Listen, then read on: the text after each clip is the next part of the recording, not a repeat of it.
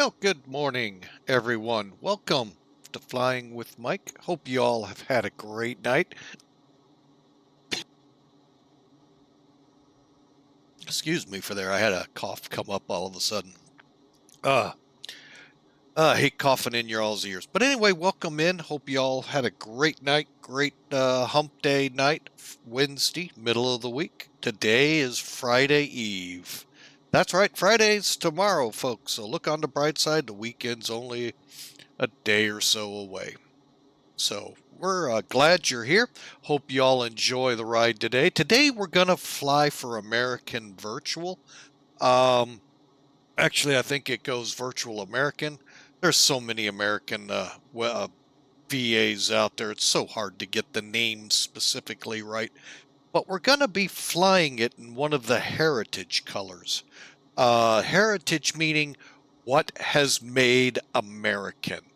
We all know it started off as American Airlines. Well, then, like many airlines coming out of deregulation, American was able to, as we all know, make it through the turn of the century. Not many of the older airlines did. They gobbled up TWA, to much St. Louis's chagrin. We're not happy about it, but it is what it is. No control over it.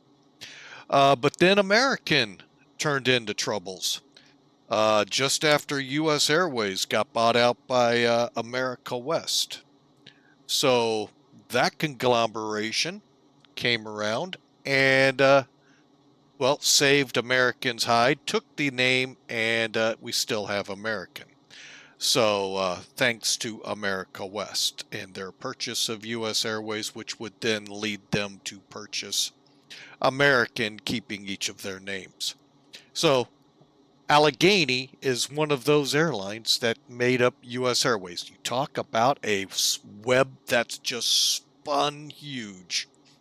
Allegheny, Piedmont, PSA brought together to make U.S. Airways. Actually, at first U.S. Air, then they changed their name to U.S. Airways. So this is one of those airlines to draw this story to a close quickly, children.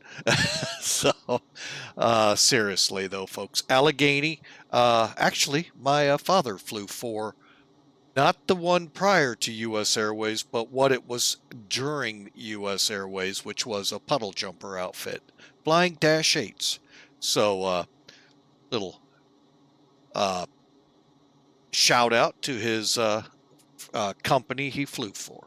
So, all right, so we're going to get on the ground here, folks, and actually get in the office and try and get this bird fired up. We got a 11:30 call, so let's see what we can do here to make that happen.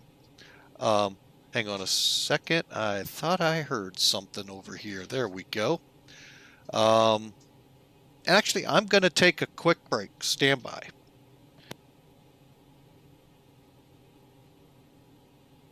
Just checking in with the CEO. Sorry about that. So let's get after this, shall we? I'm going to bring up some toolkits so we can get through this pre-flight pretty quickly. And then we're going to move into rapid fire, getting this plane up and going. I hope. I always have a hard time when I say that. So hang on just a second one last time, folks.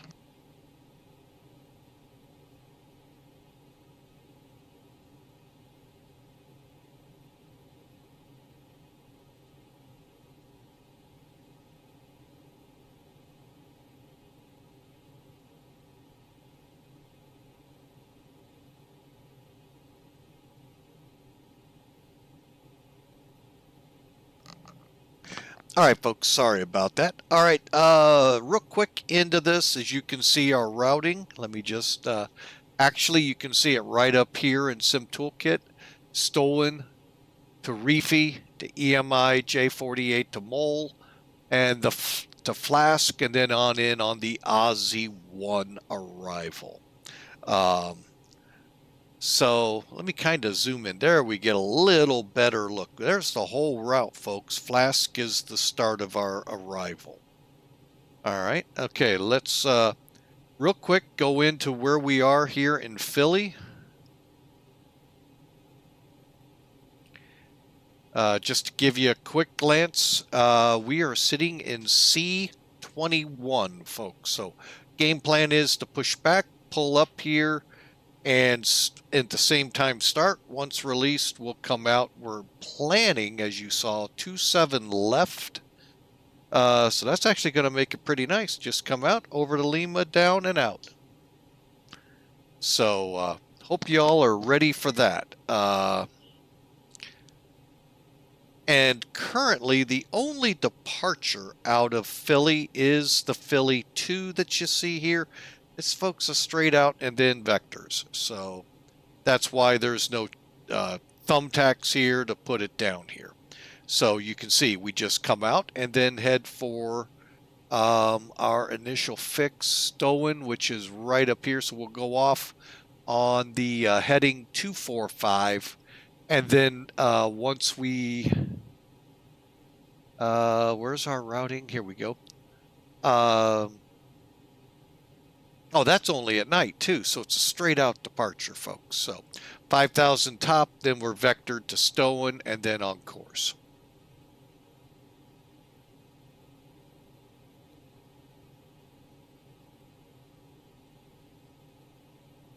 All right, let me get this pulled back a little. There we go. All right, quick rundown of the weather here. Philadelphia, winds are 200 at 5. Obviously, that's why we're doing the 27 departures. 10 miles of visibility. We got a scattered deck to worry about around 7,000. Way up there at 26,000, we got another set. 31 degrees Celsius here on the ground. So, and it looks like some approaching storms if they survive the Appalachian Mountains. Next up, down there in hot Atlanta. Actually, 29 degrees. That's warm, but by their standards, not all that warm. That's only in the 80s, folks. So hot Atlanta is known. There's a reason why it's called hot Atlanta. And it's not because it's hot. It's really hot. It's burning everything. So, that's the game plan today. Hang on. Finally, the loadout. Got 123 peeps signing their non-disclosures. Once they're ready to go, 28,290 pounds. Yeah, I can hear pilots and airlines going, boy, I wish we could do that. Well, can't in the sim world. 121,461 pounds, zero fuel weight. We're going to throw actually about 15,200 pounds on, and we're going to go out of here with a CI of 27 to a flight level of 360. Fast enough for you? All right, folks. Now, one thing you can do. Now, there's this little site out there. Let me see if it's going to work. I got a feeling it's not. Nope, it didn't. But if you go to a D8, oh, I'm sorry, there is a way you can do this. If you happen to have charts now, folks. Hang on a second. Let me get rid of that. Okay, we have charts. So say, let's go to airport, Philly.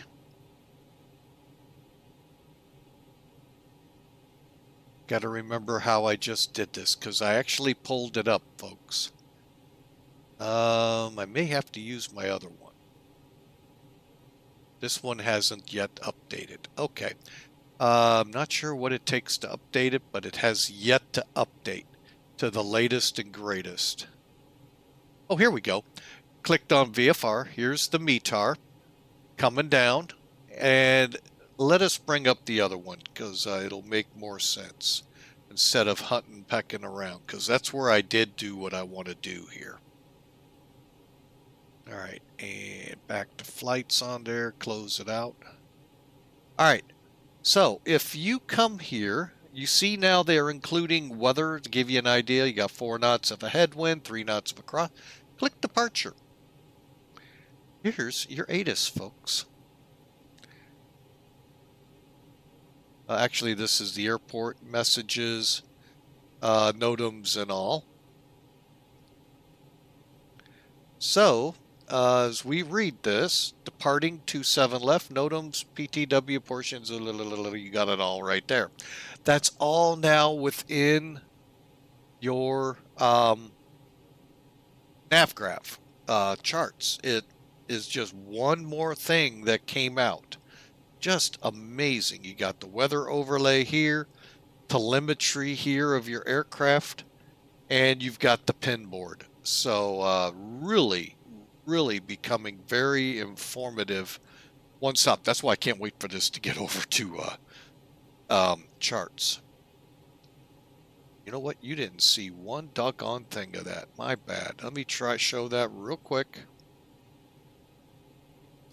All right, so there's the charts program, folks. This is the desktop, not what I brought over to SimBrief by the little check mark. Okay, so what I did here is I clicked departure, and there is your actual departing message. Some airports only have one so-called ATIS, some have two.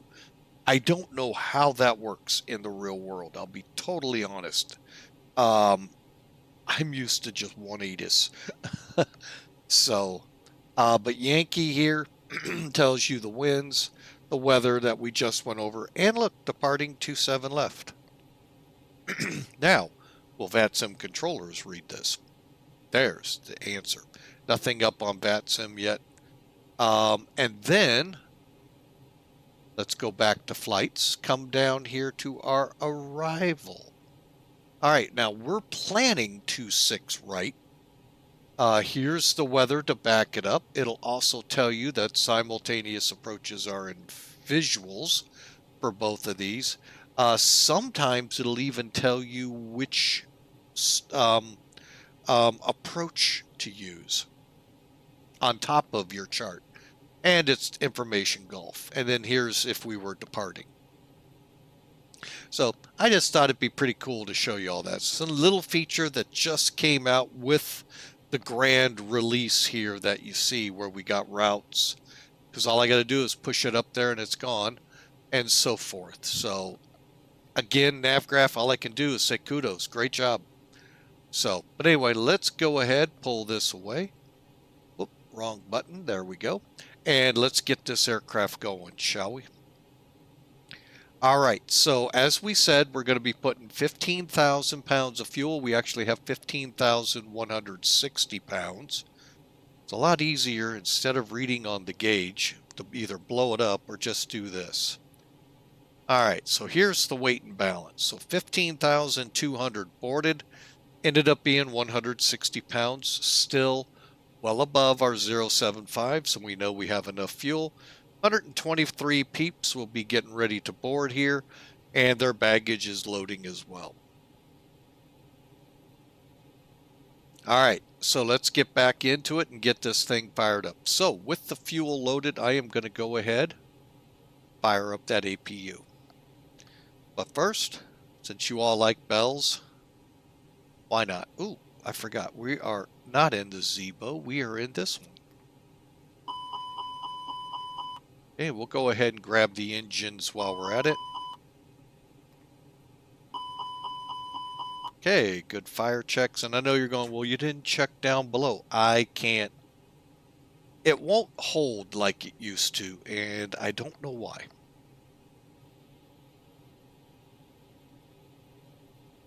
What we're waiting on here is flap open. Hang on, while I'm waiting here. Clear, clear. There's flap open. Let's go ahead and give it a start. And then you can watch it fire up, or I like to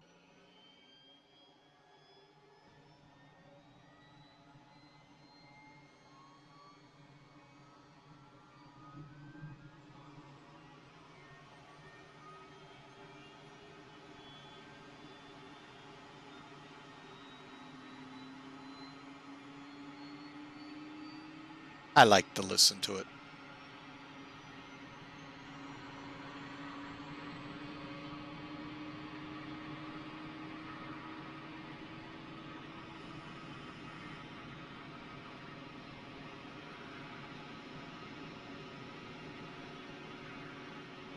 All right, let's get in here. Where are we on we're available.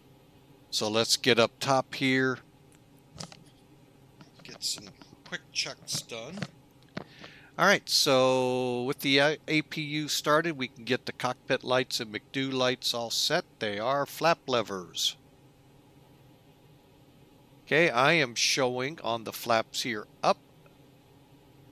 Down here, showing them up and spoilers down. Probe heat all the way up again. We are in auto. As with the air conditioning panel, I'm going to set it to cold here to start with, and then we'll bring it back here, and then put the bleed on.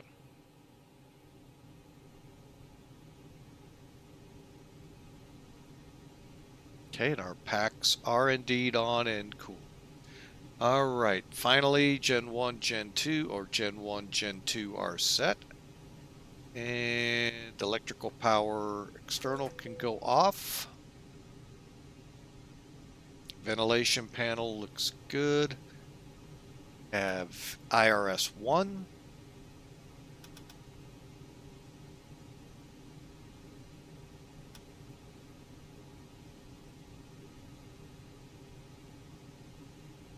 I think I jumped the gun on that, folks. Sorry. Make sure I don't see a second time.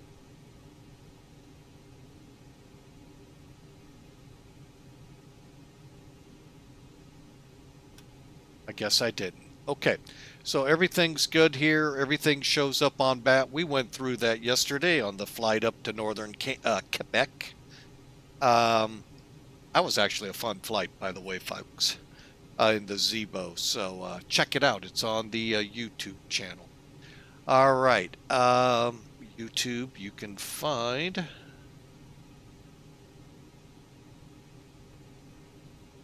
right here. You can check out what you missed yesterday. All right, we have the IRUs aligning. Strobe lights are in auto. Nav lights are 2. And auto lights, I'm sorry, emergency lights in arm. And checking our lights. Welcome in, bad attitude. Welcome, RC3 is out. Okay, well, we'll see. You're kidding me. They got another release out? I didn't get it before the flight, so... Wow. Okay, they keep going steps further with their final release out. Hang on a second. We're gonna try. I can't guarantee success here.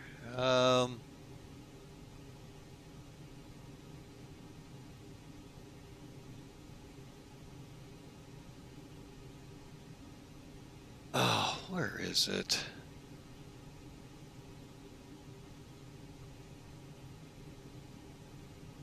All right, we'll use, wait a minute, one of them's missing.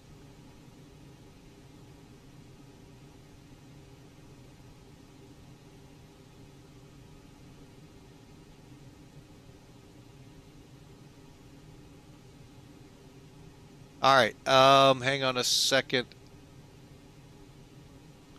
Give it a try now.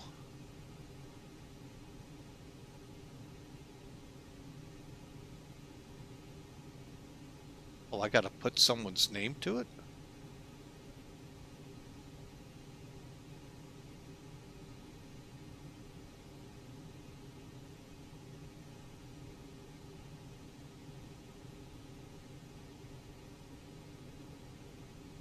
All right, go ahead. Give it a try there, bad attitude.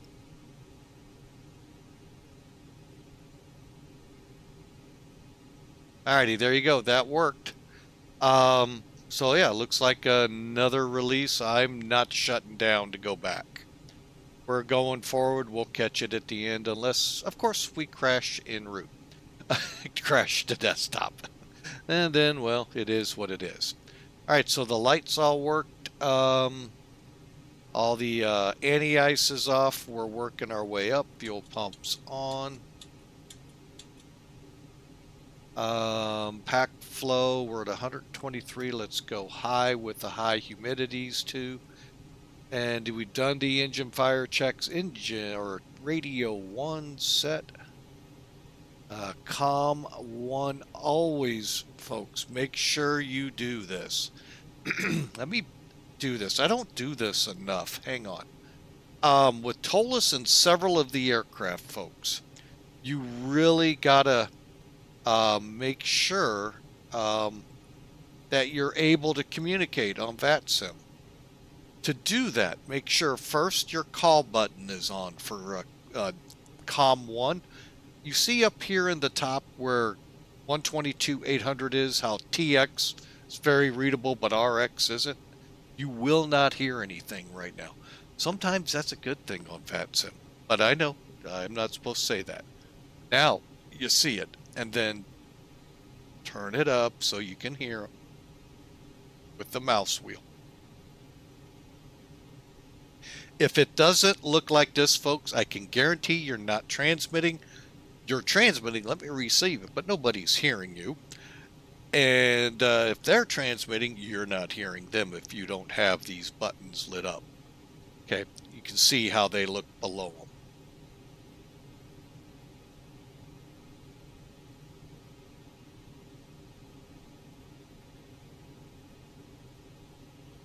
Cool, thanks there, Bad Attitude, appreciate that. All right, so make sure, folks, you're set here and get your frequencies the way you want them. All right, so now we get the fun part of putting in the initialization page, the flight plan, the RadNav check, the initialization of the B page, and then our perf. Fun in this plane. All right, so here we go.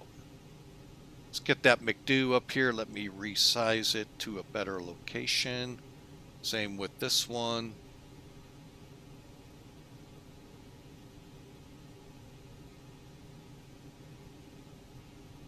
That'll work. Okay, we'll come back to 2 here in a minute. All right, folks, little bit. I would have been up a lot earlier. Yeah, gotta amazing. It was updates again, FMC day.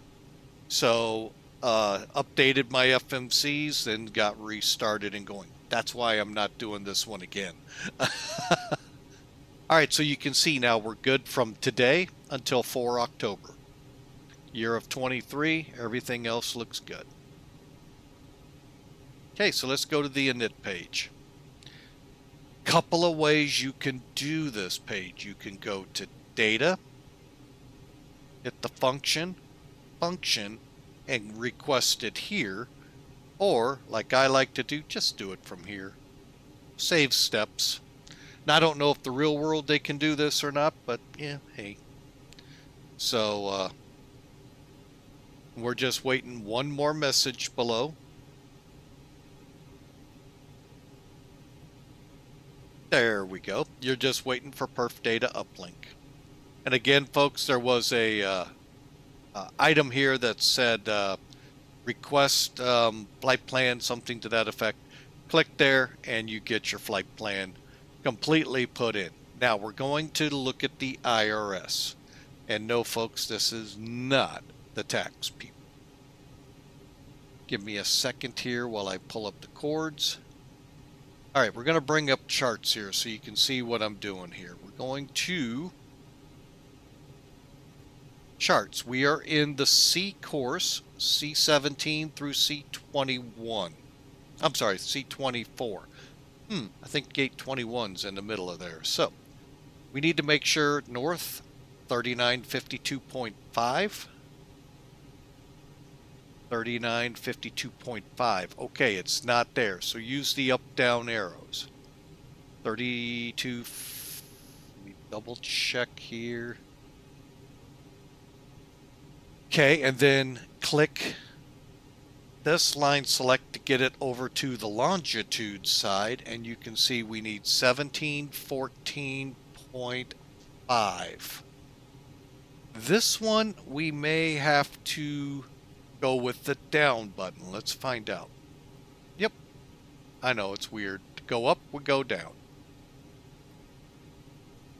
Okay, once you're satisfied, 3952.5, 3952.5, 7514.5, hit align. And that will start. We still have 1 minute to go on it. Wind, you can also do from data, then function. I'll just do it here, but when we start our descent, I'll do it from there.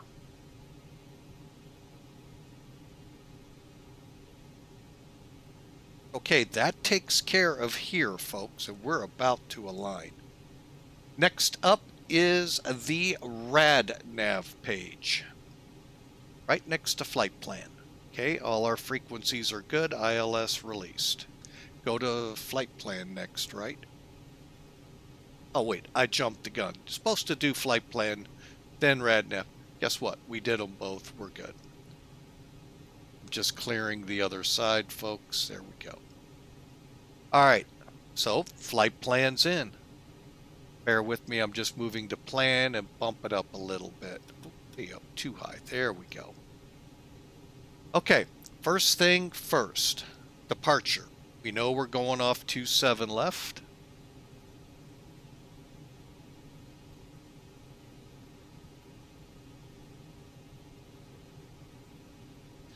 Go ahead and do the Philly 2. There is no transition.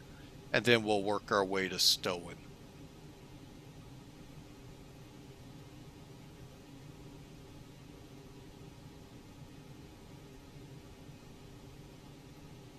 Okay.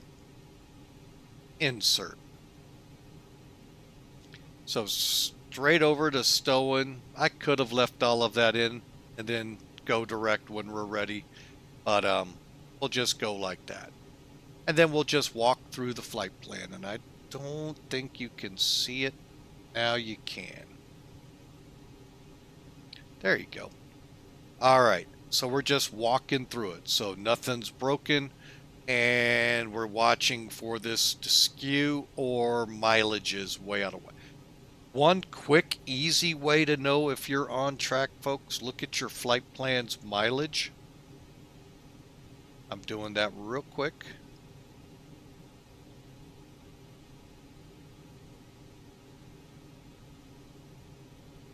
$578, $588.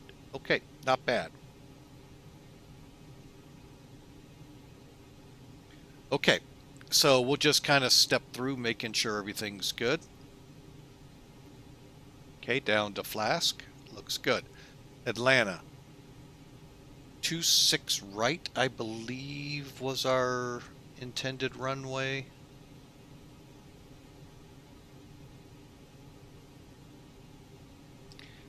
Hang on a second. Yes, 26 right. So arrivals, ILS 26 right.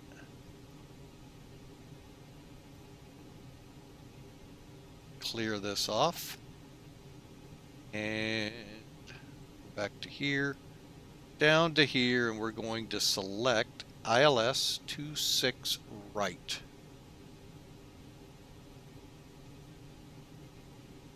Oh wait, you not have the arrival? We do. Why is Aussie 1 not? Oh, there it is. Haynes, yes, add to the route. All right, so what we did, folks, you're seeing the Aussie 1 come in. We just connected the two by the transition, Haynes. All right, so 26 right, we said Aussie. There it is. Hayes. And you can see it all connect. Insert.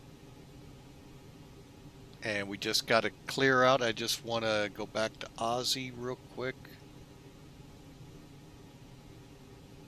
FLASK. Whoa.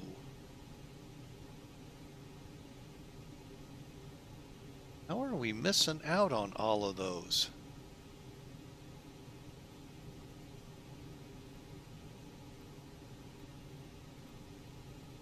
Did I miss something else?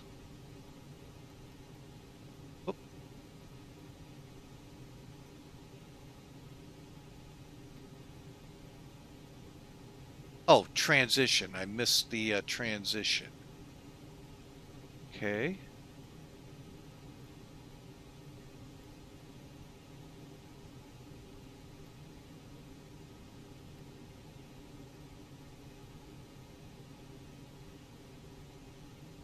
I missed doing this side. That's why we didn't get to connect. Now you see why you check, folks. Insert.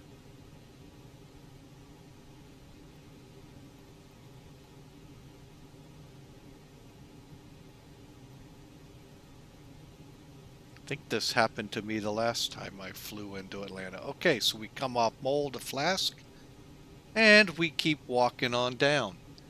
We got Yield, Shoal, T-Dun, Wilson, Mahoney, Tej, G-Break, Whiny, and Ozzy. Okay, so far so good. Then we're going to Harry, Calla, Pussy, and Zello. Where's Zello? There it is. And then out to Haynes. And then we start in on the ILS.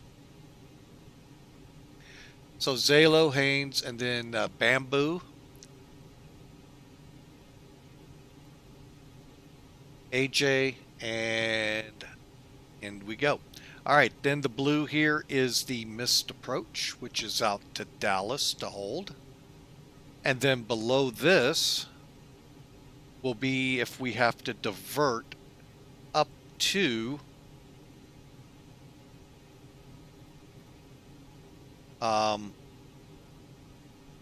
Nashville. I'm not going to fill it in, folks. I can do that if we're going to be diverting. I know you're all going, oh, you don't know how much stuff's going on in the cockpit. Well, that's what the second guy's supposed to be able to do. All right, so there's the entire flight plan, folks. Let's bring it back. Okay, now we would go to the RadNav page. Everything, again, now it's put in our ILS frequency. And then we go to, hang on, Init B. Now there's two pages to this. This is Init A. B, we hit the side arrow, and we're just going to verify here, folks. 121.5, 28.5 for the zero fuel weight, and we're showing 27. So we're going to make it match 27.6. Again, it's very simple. The backslash 27.6, 15.1. Oh, stand by, folks. Something just slammed in the house. Stand by.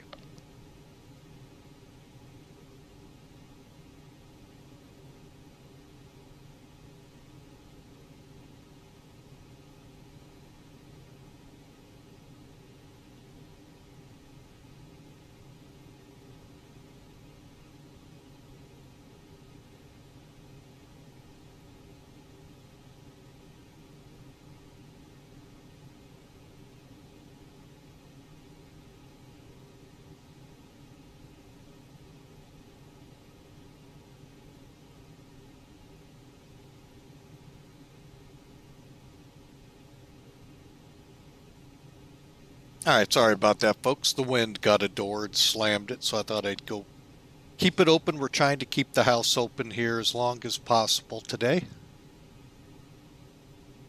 And let me get rid of XPilot. All right, and charts. Okay, so you saw we put the backslash 27.6, and now we match. Okay. Now we go to the famed performance page. Now we have two ways to work this up to get data here. We can actually go to a site out there. Thanks, Bad Attitude. Yeah, I realized that too late. Sorry if y'all missed stuff. But we can go to a website, great one out there, or simply click uplink here, follow the prompting, or do it here, and then back it up. I'm going to do both. Okay, current weather, 10 miles. They're not worried about that. Wind, 200 at 5. When was this reported? 1554. Oh, we're about 20 minutes old. So 200.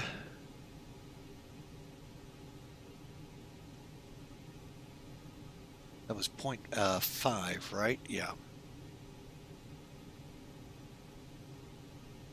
And I know 10 or 2983, 82 is correct. Dry, anti-ice off, takeoff weight 136.7. We'll go ahead and update it. I know it's accounting for it. We could flex. I'm going to be with the air conditioning on, or toga. Now, folks, we have a almost 12,000 foot runway, so flexing is an option here. Okay. The good thing is I can check both ways. Let's try flexing and see what happens. Okay, we're going to have 70, almost 9,000 feet of runway if I'm reading this right. For stopping, not bad. And that saves a little bit on the go-go juice. Let's try toga.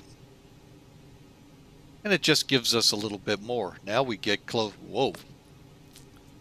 Get quite a bit of runway. I'm going to flex.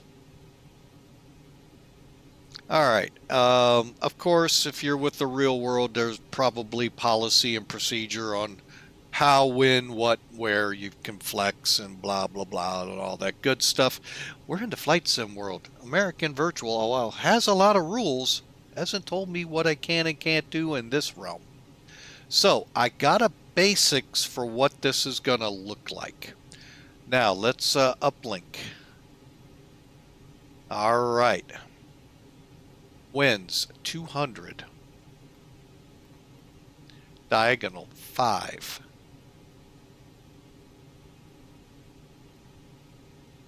We're on a dry runway 29.82 now.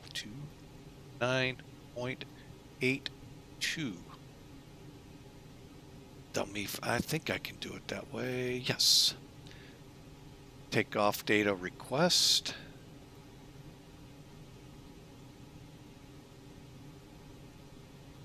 Okay, and received. All right, so now, if we were going to go toga, there's our numbers, folks. However, like I said, we are going to flex. And we're going to flex at 67. Over here, we're showing a flex. Where is our flex?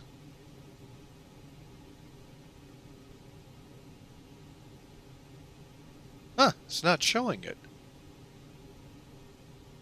Maybe I need to compute again? There it is, 67. I didn't compute. I was still toga. All right, so flexing at 67.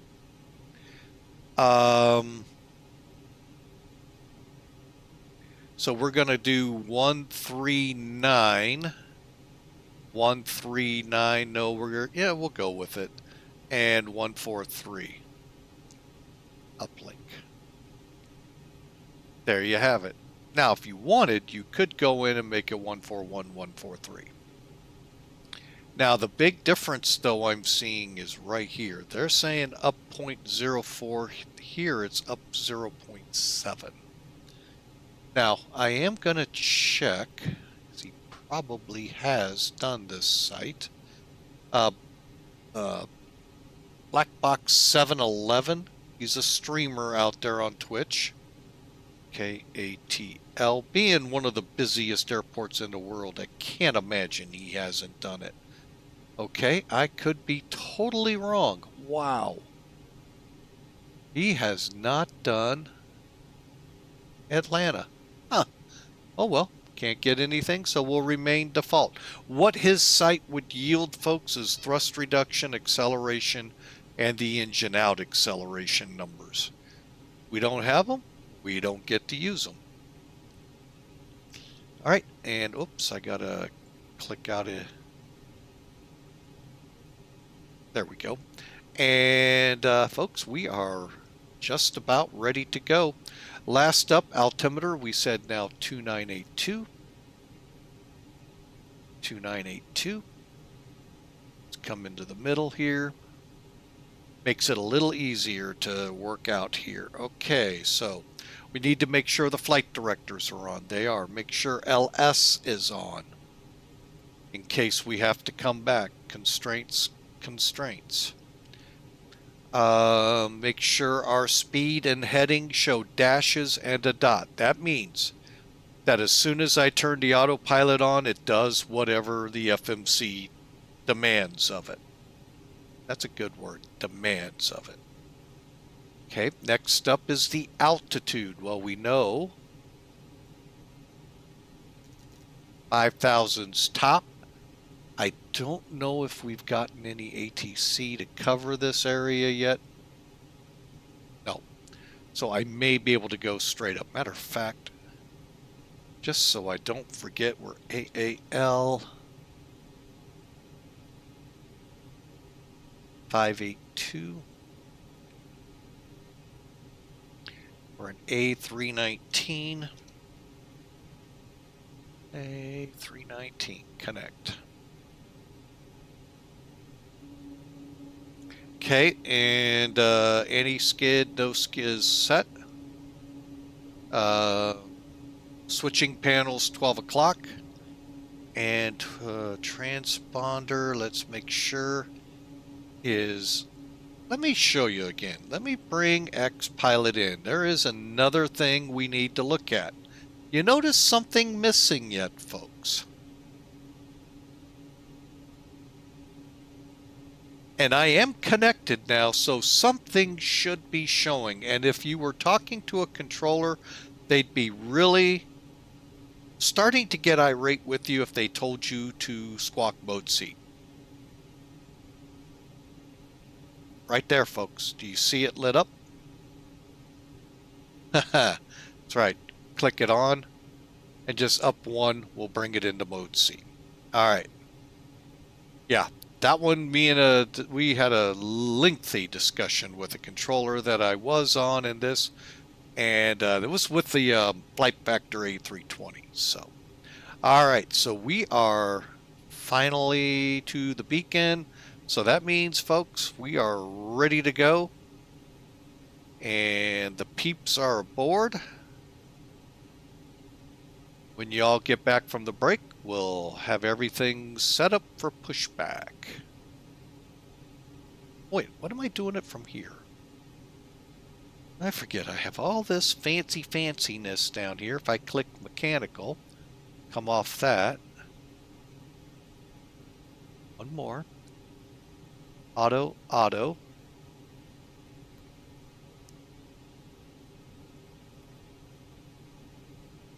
And auto.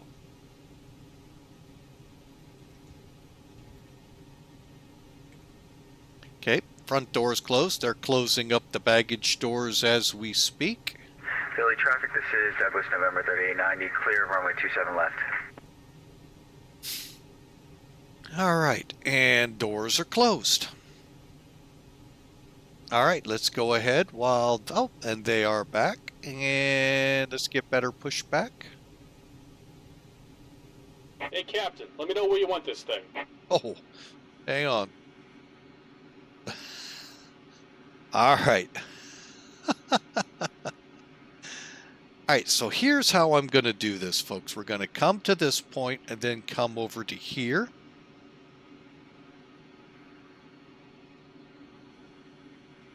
Actually, for safety, we'll come to here so we don't hit any aircraft. That would probably be in here. And then we're going to come up to here.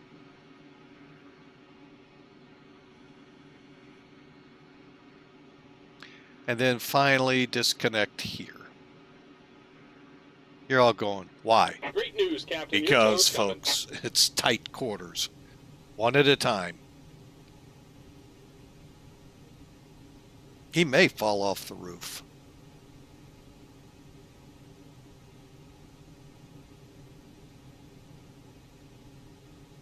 I love that when they do that. Nope, it doesn't look like he's doing that. Or is he, come to think of it? There he comes. Alright, with him here, beacons are coming on.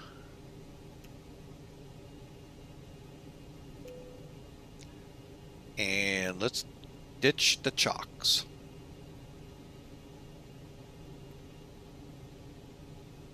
All right. Looks like the doors and hatches are closed and we're ready to connect.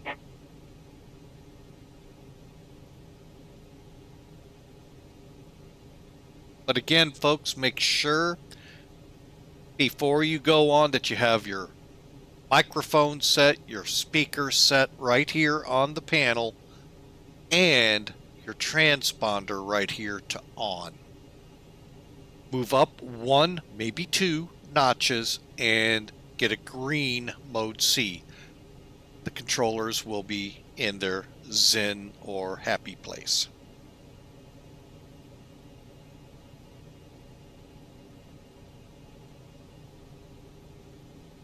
Welcome aboard, Captain. Tow's connected, bypass pins inserted.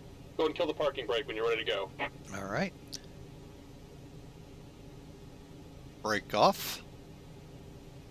Here comes the pushback. Light them up. Okay, we're going to wait because you saw the pushback. Let's kind of watch it.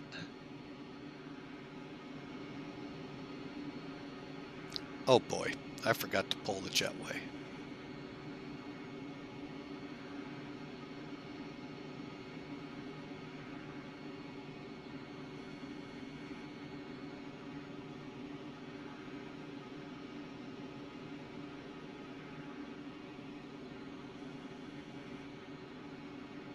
Okay, now we're going to go into this slot and then we're going to pull up to right here, folks, to start up. That way our jet wash shouldn't be too much of a factor. And as we start coming up this way, then I'll start starting the engines. In the real world, that would have been a bad thing.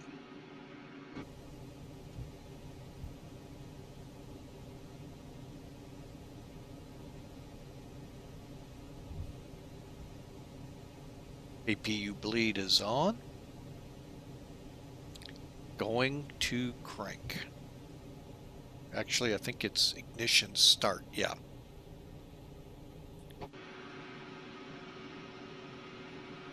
And again, the goal, try not to get in the parking spots of these aircraft, folks. They're in here tight as sardines.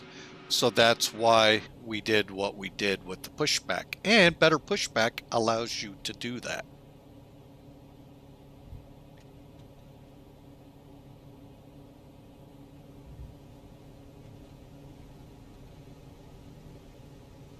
Just to make sure. Oh. Alright, once we get going here, folks, we're going to go. We're not going to start engines right now. Forgot to start something.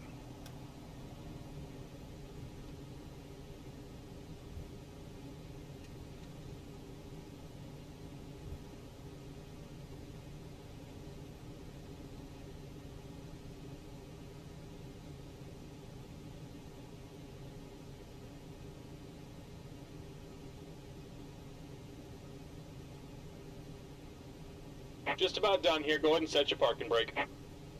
Brake set. And we're disconnecting the tow. Give me just a moment. Forgot to start the ACARS program for American.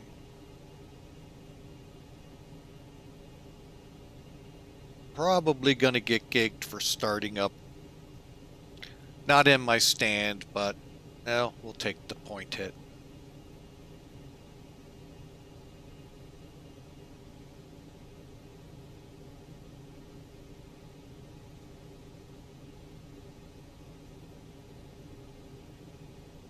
Okay, give it a couple seconds here and then we'll be on our way.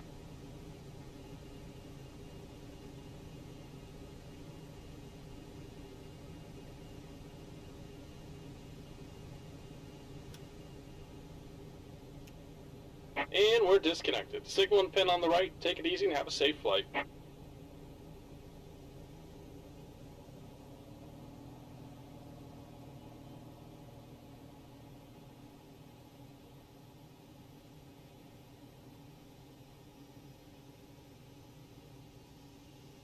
Okay, fuel and EGT are coming on. There's our guy Rampy with the key. I'm sorry, with the pins. And we're just waiting for a veil now.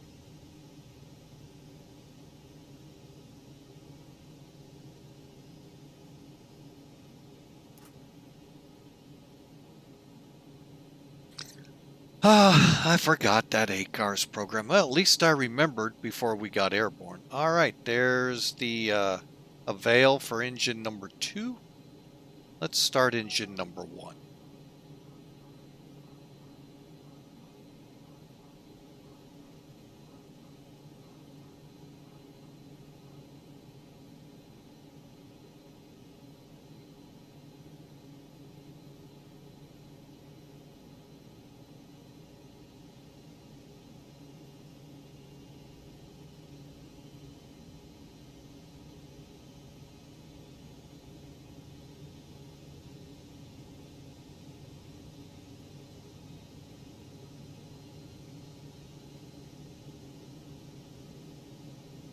All right, so we're just about up to a veil on engine 1.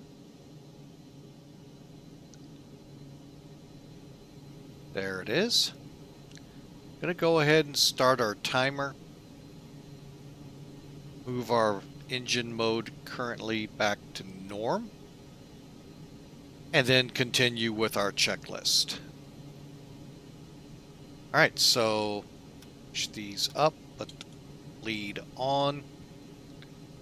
Ground spoilers. Up. We are going flaps 1, right? Yes. Okay, now the fun one. Pitch and trim. Well, hang on. Let's first go to the flight control, FCTL, and I like to bring it out. Now, we need 1.7. So, we just spin the dial where you see the up and down mouse till we get that. And it's up, right? Yes.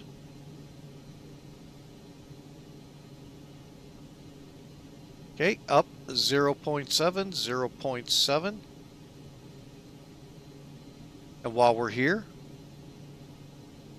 why don't we knock 2 stones, one bird or 2 birds with 1 stone? Always making sure they center.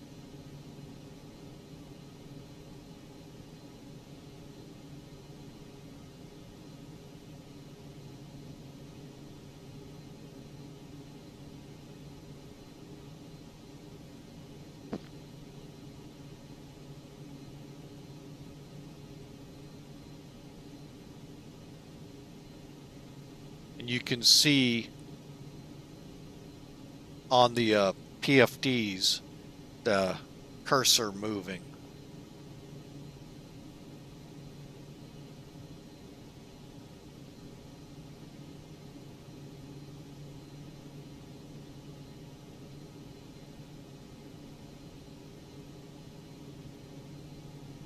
Okay, continuing on. Let's go up top here. APU can come off now. Coming back down to the same area, let's put the slides to arm. Back into the middle, let's get the taxi lights ready and get going. We'll do the rest as we taxi. Taxi lights on, runway turn off on, seat belts on. Okay. Taxi checks complete, right? Nope, elapsed time. Let's get that going.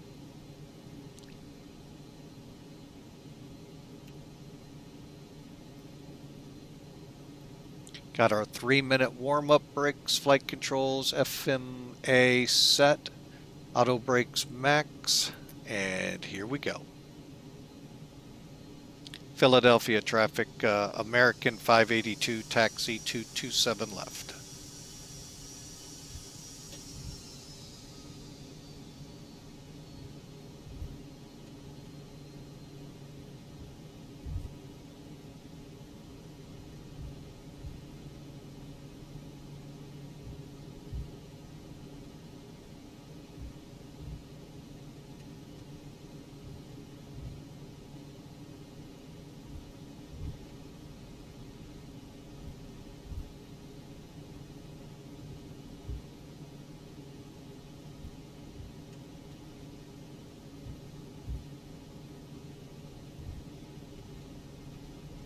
Okay, so ultimately I could go straight out.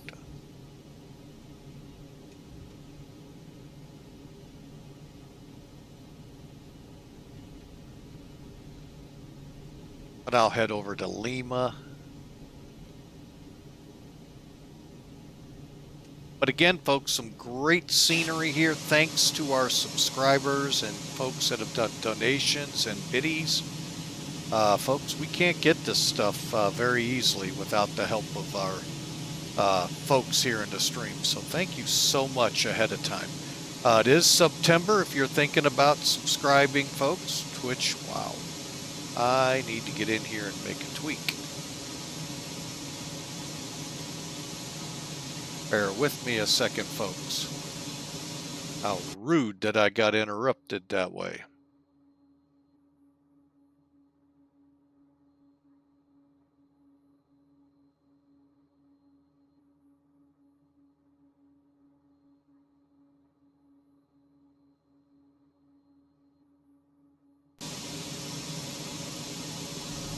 All right, now let's see if it handles a little better on the ground. We'll see.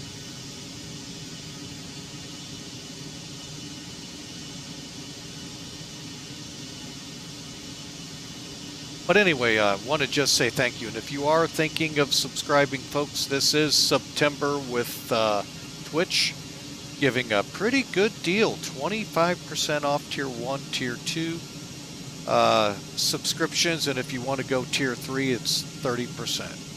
So something to check out, folks, if you want to support your favorite streamers and most importantly, watch it uninterrupted from commercial ads. But again, that money all goes to helping beef up our hangar, sceneries that we use here to fly with, and all of that. So we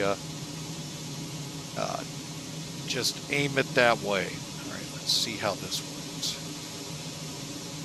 Nope, didn't help one doggone bit.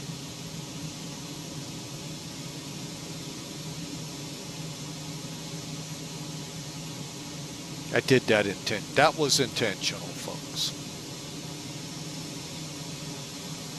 So if you hard over, it's gonna hard over on the runway.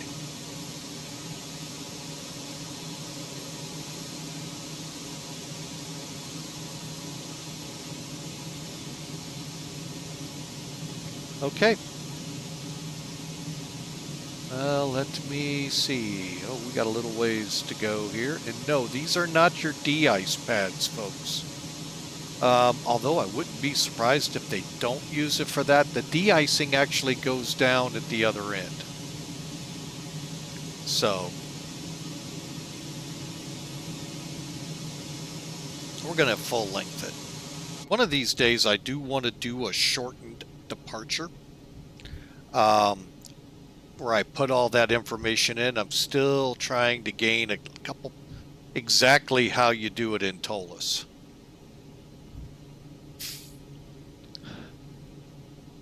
All right, we're going to do our final takeoff checks here in a moment. All right. That 1997 Air, yes, ready for departure minus a couple of checks. But yes, we are ready to go. Hope you are. All right, so transponder, TARA, otherwise known to some as Terra. All right, let's get our radar on.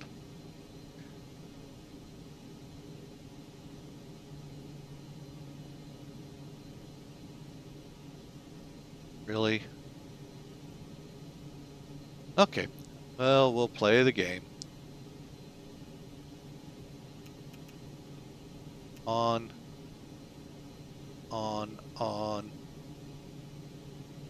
Terra, we're set here. We'll keep ignition as is.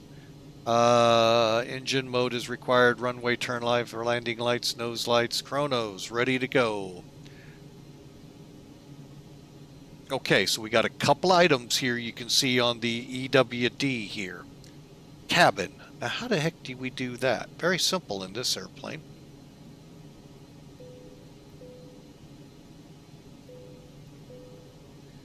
Okay, let both ends of the aircraft know, and you can see that's cleared. Let's do the test.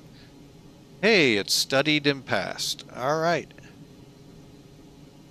Overall chrono's running, and I think we're ready to go. No one over at UPS. No one to my left. No one to my right. Stand up and sit down and fight, fight, fight. Oh, wrong entity here, folks. Here we go. Philadelphia traffic, American 582 departing runway 27 left.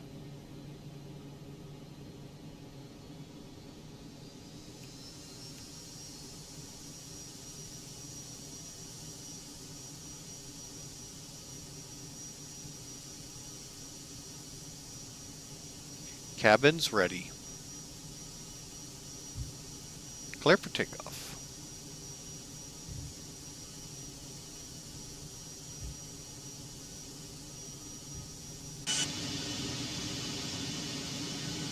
Probably a night landing in Hotlanta.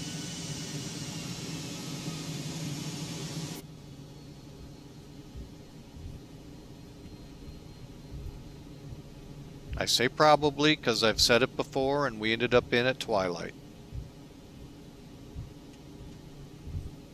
Okay, lights on.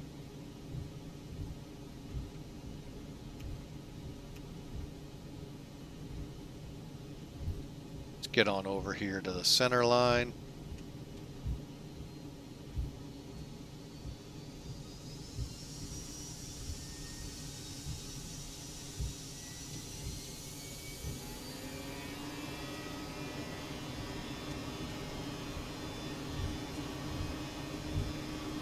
Off we go. There's 80 knots.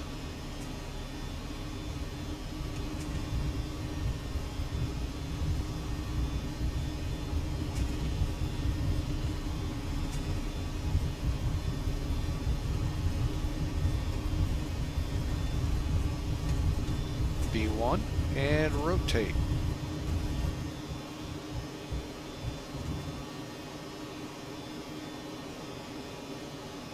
Gear up.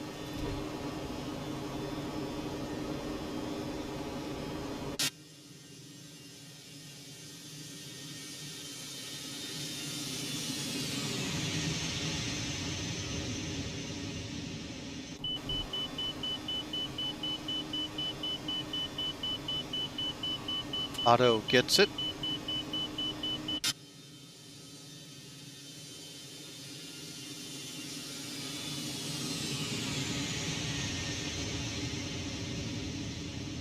Wow, off into the sunset, folks. Okay, level climb.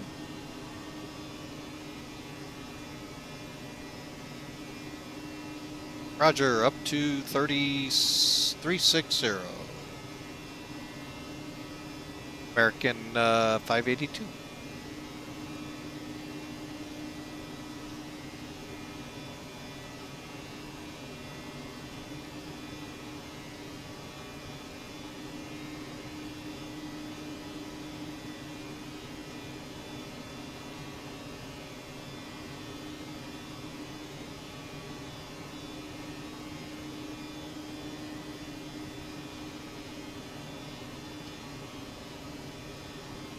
Okay, past the S speed, so we can bring up the flaps and continue our climb to 10,000, or through 10,000 on up to flight level 360. After takeoff checks, real quick, altimeters are still set, altitude now set for cruise, landing lights off at 10,000, and away we go.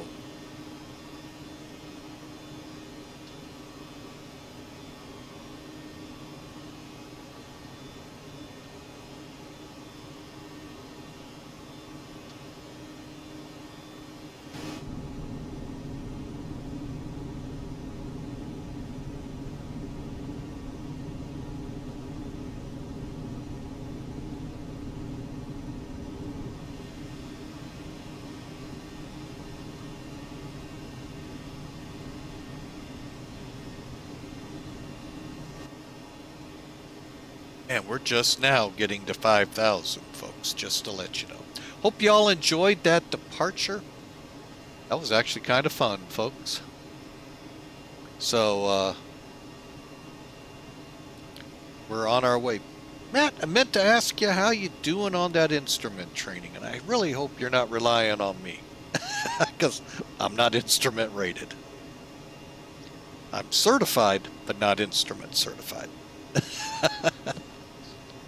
Probably certified in a non-aviation thought. So,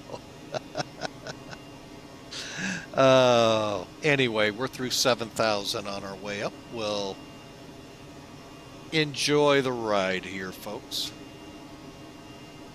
Let me see something here.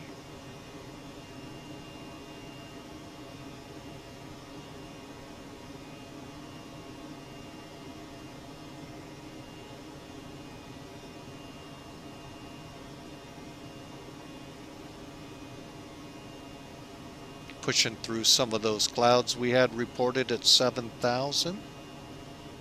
Off in the distance, you can see the stuff at 25,000 we read in the METAR.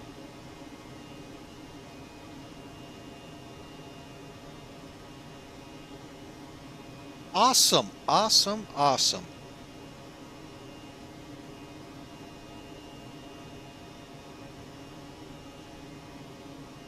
I'll tell you, that flight I did a couple of weeks ago in the Aero, boy, I'd love to get back up there, but boy, does it cost a lot of money.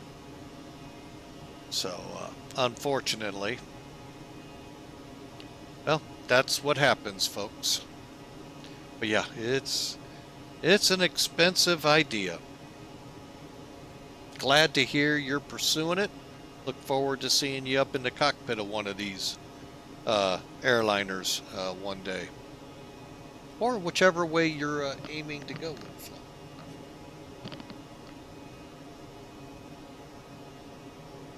All right, we should be through 10,000, and we are.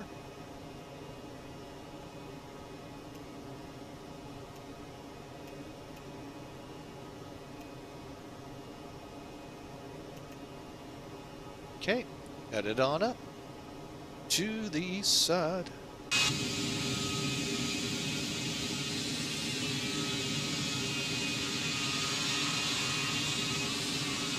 You know, I'll be honest, I really haven't seen any real pictures of this livery out there. But hey, let's pay a little homage to my father's old airline that he flew for. Albeit again, let me put that preface in, after the U.S. Airways setup, where Allegheny, PSA, and Piedmont came together to form U.S. Airways. They then became regional carriers. Really weird story there. So that those that were what would make U.S. Airways become regional.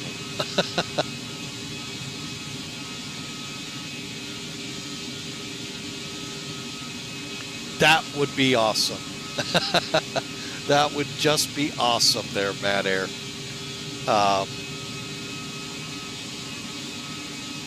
Yeah, it was kind of funny on the flight to Baltimore a couple weeks ago.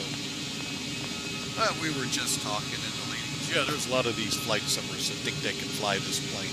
And I'm sitting there going, yeah, I probably could. You have no clue. I'm just like, I don't know.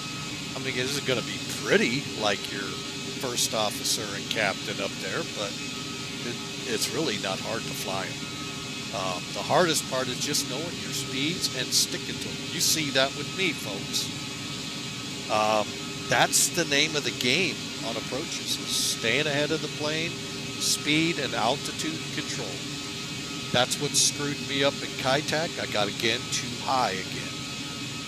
KATL is kind of a scary approach anyway, not in the fact that you know it's a difficult approach, is your GPS is going off, which is not helping to keep you focused on that altitude.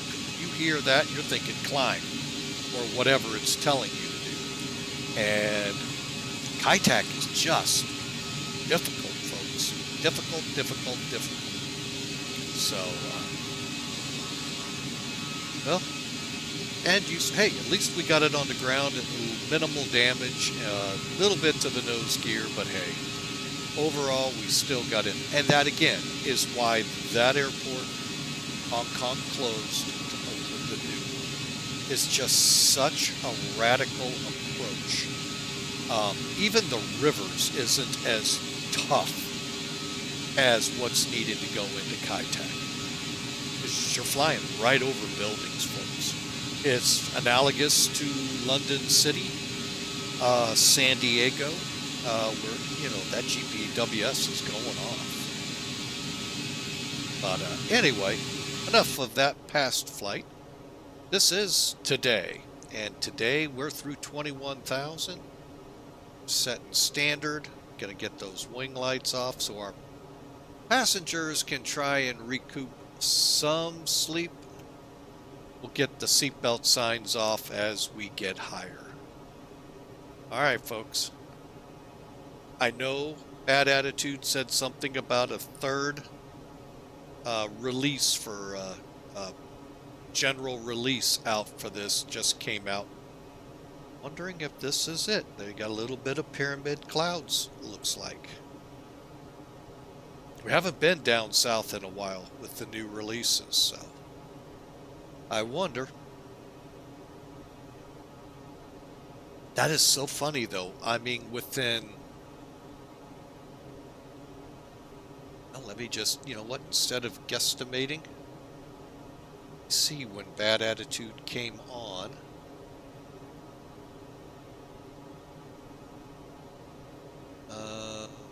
Yeah, this is the one I want.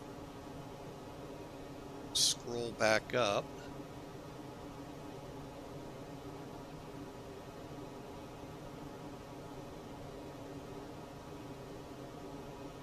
It's within 5 minutes, is that right?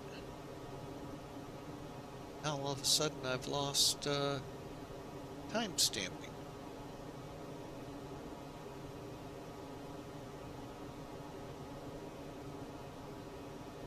Here we go. Let's see. Within 20 minutes of me going live, you rascally foxes over at Laminar released another one. Oh, so. Well, folks, those of you who have it can compare my stream to whatever you're flying. See if there's any weather differences or what. So, curious, I might go in there, back up here and read. See what was going on, because really at the time, I really didn't have the time, and I do apologize to you there, Bad Attitude. So this one, yes, I am getting this. Okay. Don't rock the boat in a release candidate. This is a lesson. All right.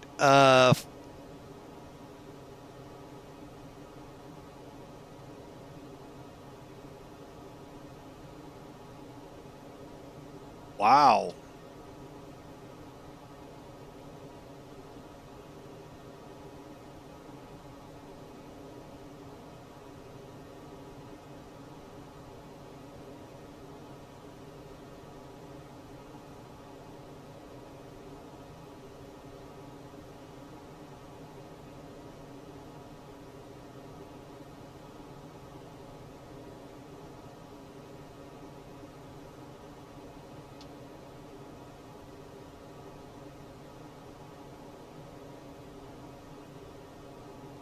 Okay.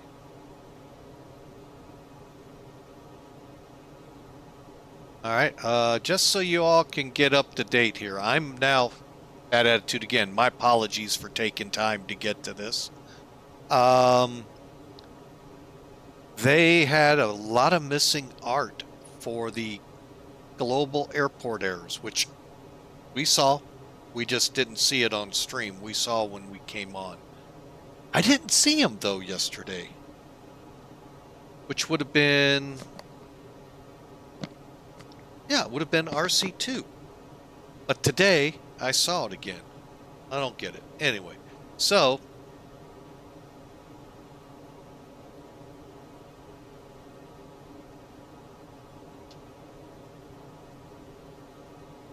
okay, so what they're saying here, folks, they ended up missing a lot of art to the scenery in one of these updates. They changed the policy so we'd get a message saying global airport errors, and if you clicked it, we were fine to go on. They changed the policy so that message wouldn't come up. Well, we are RC2 right now. Oh, wait a minute. Am I RC2? That is a good question.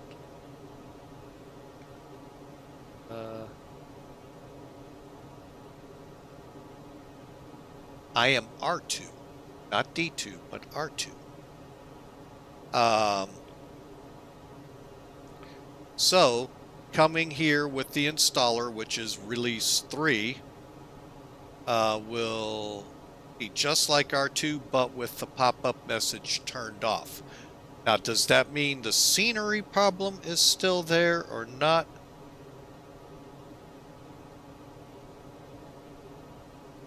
I don't know.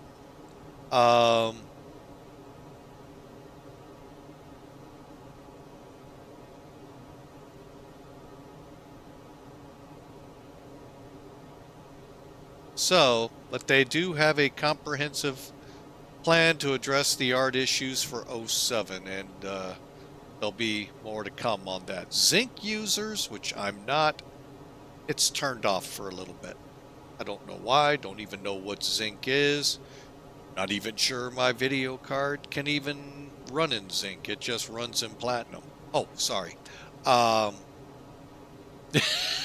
they have a little cute joke here. Repeat after me. I solemnly swear that I want to crash my copy of X-Plane while running zinc with NVIDIA drivers. Okay, that was kind of funny. But anyway, so yeah, there you have it. That's what Bad Attitude posted here, folks. The developer blog for X-Plane, and looks like Austin's team and Austin aren't going to be on my Citation 10 for a while they're in the labs figuring out what the heck happened. Good thing is, it's still flying. Bad thing is, do we have Atlanta? Well, we had Philadelphia. So, we'll see. It looked like Vegas had problems. HE, do I still have it up? Hang on a second. Yes. HEKA. I should know this airport, but I don't know. And Las Vegas. We're missing art assets. So that's where this all came from. So we'll see how this all works out over the next few days. I expect to probably every day I fire up X-Plane. Beta. Kind of sounds like Buck Rogers in the 25th century. B. I know, some of you are like, huh? What was that show? You were probably in diapers when it came out. I actually kind of liked it. I liked some of the special effects in it and all. Cheesy, yes, but I kind of liked that show. All right, so there you got your update, folks, for the X-Plane. You all did not see that when I fired up. I was already fired up when you all came on board. So, but basically what was happening, up here in this corner, you'd get the, if you have certain pieces of a scenery missing or something like that, boom, you'd have a message up here to click here and go on. There's a way to make it so it won't crash your system to desktop. I don't remember what check mark it is. But anyway, click on it, we go forward. Problem is, if you would have been in Las Vegas, you may not see all the airports default. HEKA, I don't know again where that is. They even made mention of Nairobi possibly not showing up, so we'll see what happens in 07. Everything else in 06, folks, has been just spectacular for us. These clouds, yesterday's thunderstorms we threw were just flat out amazing, and I need to get a terrain radar on because we are about to head into some terrain heavy country. 40, I'm going to push it out to 80. Same with the radar, and now that we're leveling off, I'm going to go ahead and set the radar down and so forth. Again, bad attitude, great find. Thanks for sharing, and I am going to do the same. Maybe already is.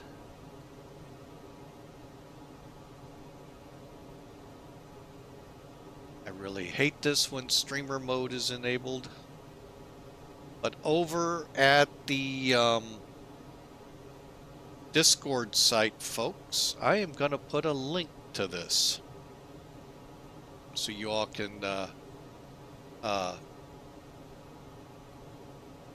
see it for yourself and dig into it and see.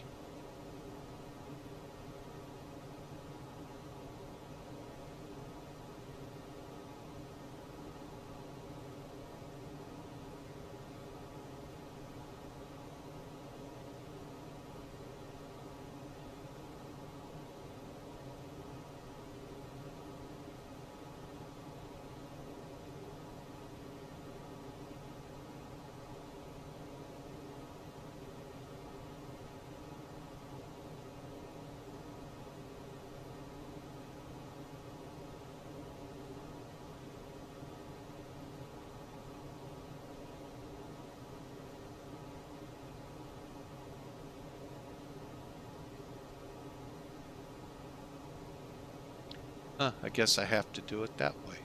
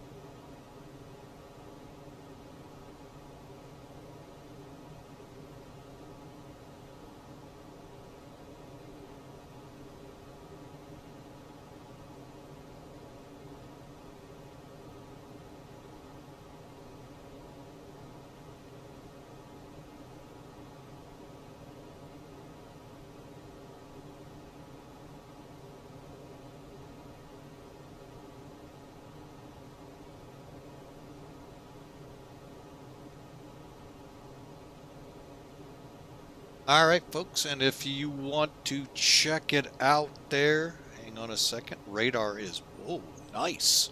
Hang on, we're going to get into that here in a second. Here's a link. It blocked it too. Oh, my goodness. I tell you, unbelievable.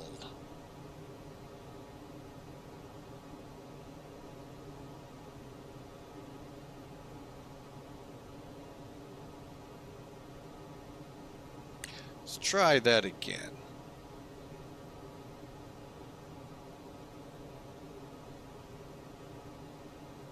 Okay, so yeah, come on over to our Discord channel and you can see that and many other things. We also have a group flight we're trying to get our hands wrapped around on where you, the viewers, want to see flying with Mike go. So check it out. Also, over there is always our schedule. This is the last flight of the week. We'll have a new one up by the weekend, hopefully, and go from there. All right, let's be nice to our patrons. Seatbelt sign off, and away we go. All right, folks. Made mention of this, and look at this. Okay, now if we could only get them in the proper coloring, that would be perfect, but X-Plane, great job with the weather. There's a May Day episode out there, folks, if you watch those on Smithsonian and Quest. Couldn't tell you nights, couldn't tell you times. They had a DC-9 crash in Georgia just about this stuff and why the color change. And pretty interesting. Those are kind of shows I like, folks, where they go into, they take a crash. This is why, folks, if they did this to car crashes, hopefully there would be a lot less bad drivers, but two, a lot of bad cars no longer being built. Because they don't just look at what caused that crash, but they begin to look at any systemic issues around it, to include pilots, to include controllers, to include the builders, to include the parts, to everything, folks. And that's why they take so long. But cars would be a lot safer if that happened. You would be really annoyed, but they would be a lot safer.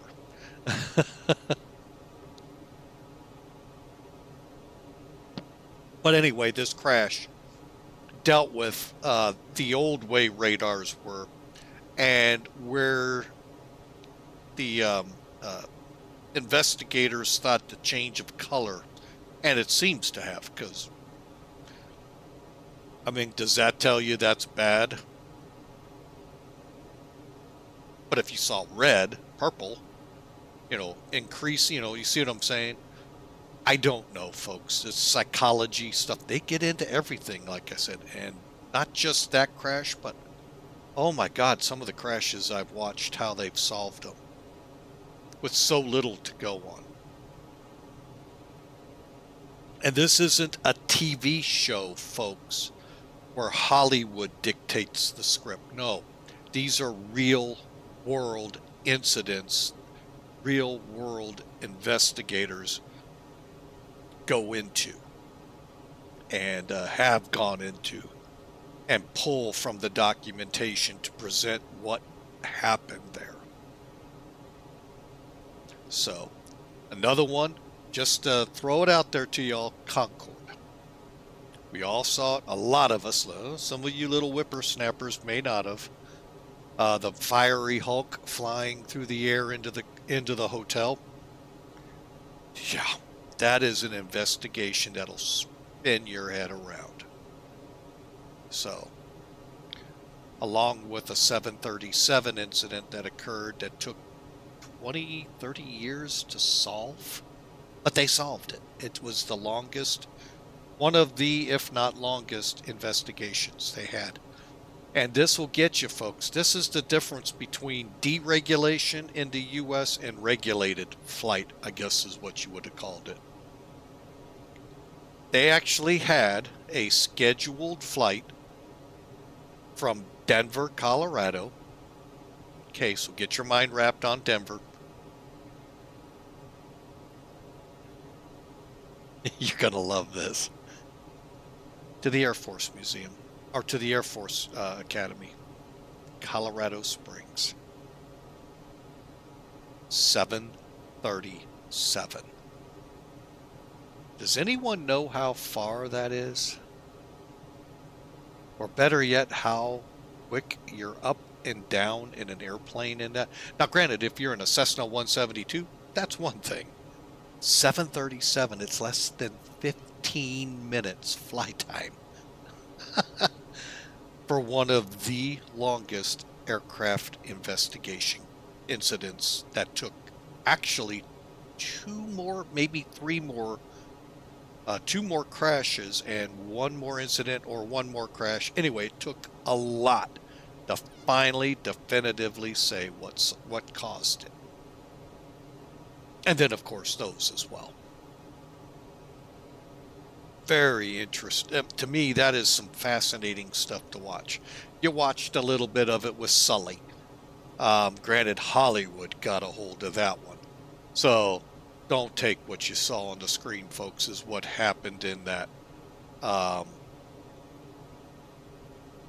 But it's amazing what they do go into. So anyway, check them out, folks.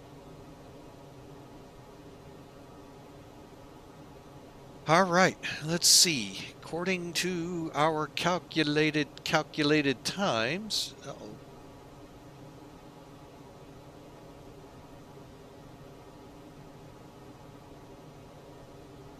Oh, there we go. I thought we were locking up here.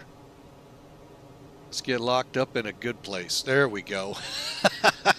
There. So if things start locking up, we can get out of it real quick. All right, we got about 54 minutes to Hot Atlanta. Hope you all enjoy the ride. It's been fun. Hope you all do check out that little news blog from Laminar so you get an idea what that's all about. Because I sure as heck didn't know right off the bat. Thanks, Bad Attitude. And folks, look forward to the arrival here. Speaking of which, 200 miles out, I think we'll talk our arrival because, folks, there's a lot to it going into Atlanta. First off, so far, no ATC there. You get on the right page for it.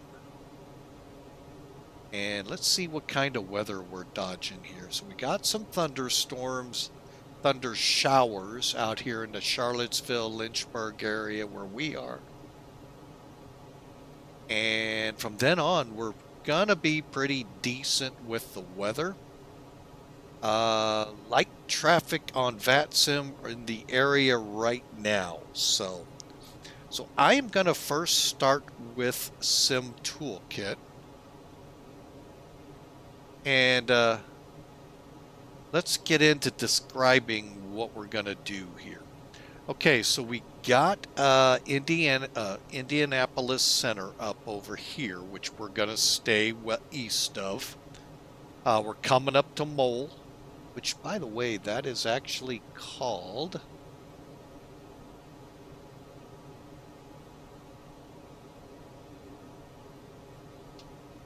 Montebello, VOR. I know you guys live out there going, man, don't you know that Flying with Mike? No, not that one. I know quite a few, but not that one. Here's where we saw the storms on our radar. Little one right there. Got a couple more popping up right here, it looks like, that aren't showing up on SimAware. So, and maybe even some down closer to Atlanta. So, little popcorn variety out here, folks. So we'll keep an eye out. All right. First off, I'm just going to do it here. Let's go to Hot Atlanta on the D8s. Real world arrivals. Okay, as of 16:52, about 40 minutes ago, folks, 260 at 9. Thumbs up. That's right down the runway. 10 miles, broken at 3,800 feet. Thunder shower. Broken 6,500, broken 13,000, broken 25,000, broken needle at the end of that. 31 degrees Celsius, 2993 for an altimeter. Okay, we'll take that part. We got simultaneous visual approaches for 26 right and 28. And we have the ILS, it looks like, for 27 left. We're going to fly the 26 right ILS. And then everything else that's closed. 27 right, Pappy's out. Let's see if anything. These are real world, folks. Don't expect them in the sim. Okay. So armed with that data. All right, so you can see here's where we are. Okay, we're not going to be able to get all the fun things. I don't even know how to update this. I forgot. Anyway, so you can see some storms here and there. We're going to go with 26 right, 27 left. All right, so we're coming in off FLASK. Real quick up here at the top, DATIS 119.65, airport elevation, 18,000 transition, and here's the requirements to shoot this approach. Okay. And it's not telling us here that these are specifically geared to a specific approach. Sometimes it'll actually say RNAV 26 right, 26 left, 28, or 27 left, sorry. In this case, it's not. So all the approaches would be viable. Okay. And then some other quick things. Landing west, select 27 left. Turbojets only, so we're not going to see puddle jumpers following us on this. Not to say in the VATSIM world you wouldn't. Select Haynes, transition, landing 26 left. It's helping you out here, folks. All right. Real quick, we're going to go FLASK, yield, shoal, T-Dun, Wilson, Mahoney, edge, G-Bake, and whining. Maybe there's some cheese. Nope, it's Aussie after it. Aussie is 14,000 feet. So we'll look for that and set that as our top of our descent to, and then we'll work from down. Landing west, which by the way is us. That's if we're landing east. That's my bad, misread. Landing east, 14,000. We're landing west, 12,250. Okay, here we go. 9,000, Kayla. Above 8,000, Posey. Above 5,000, Zello.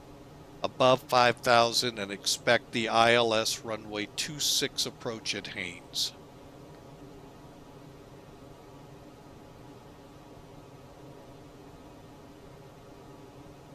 Okay, got that plugged in real quick, and I'll show you why. When you do that, folks, you notice what added on down here, the ILS Cat 1, Cat 2. So if we have to increase, look at all of these. It added in just with that one. It added them all in, folks. We can go all, with just clicking down here. That's what I really like. Let me back out. Okay, we crossed Mole. We're getting close to FLASK, so we'll get back and check on things in a moment. All right, landing on the ILS. Chart. Okay, as Matt 1997 Air alluded, he is in training for this. So this chart is the Bible now to him. Although I still think the Bible's actually the better version of the Bibles, but hey, just me.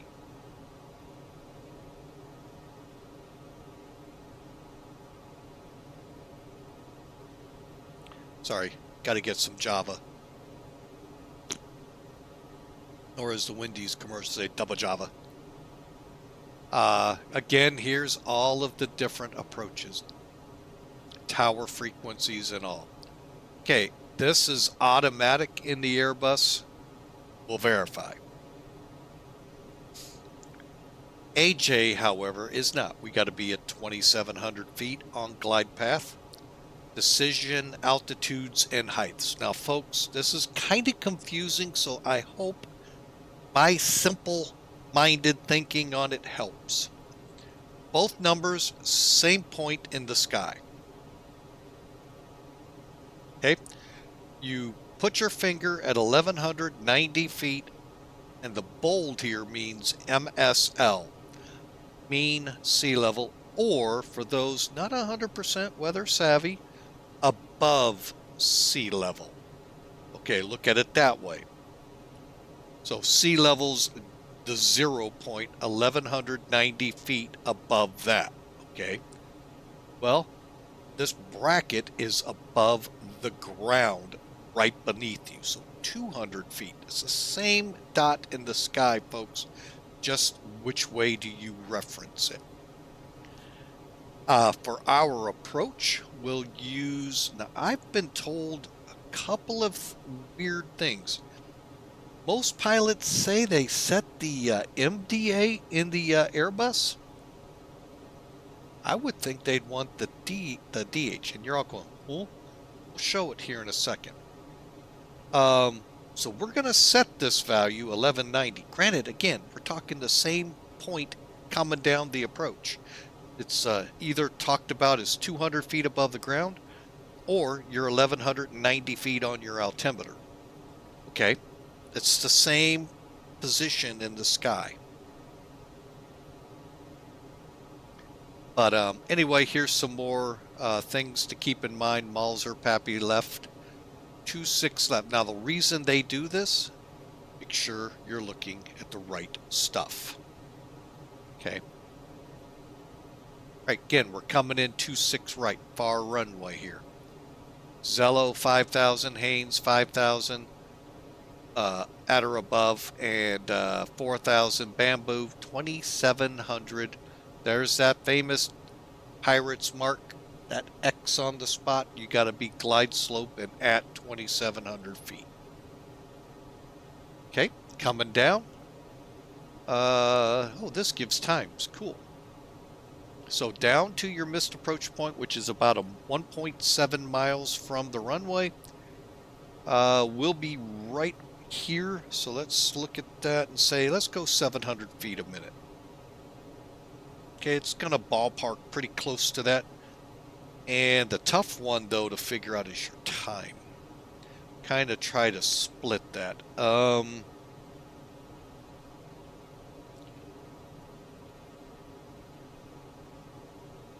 Let's go with 2 minutes and 25 seconds. If you're timing it, you should be able to see that runway and not have to go. If you go around, it's because you didn't see it in the time frame. Now, the reason I said 700 feet a minute, that maintains our glide path at 3 degrees in case you lose the glide slope on your ILS approach. Okay, we've got a Mauser as well. We also have Pappies on the left. Now you're seeing why it told you that up above. And then here's the missed approach out to Dallas. And no, it's not Dallas-Fort Worth.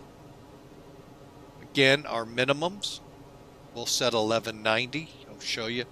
Our minimums today are 200 for the ceiling, broken, overcast, and an RVR of 18 or a visibility of half mile or less. So if it's less than 200 foot, less than a half mile, or less than an RVR of 18, we get to pick a different approach or start thinking about a different airport. The little number 1 refers to the next one if we lose the touchdown zone and center line lights. You see how it bumps up, but as long as you're playing with a flight director and an autopilot or a HUD, you get to go back to 18.5.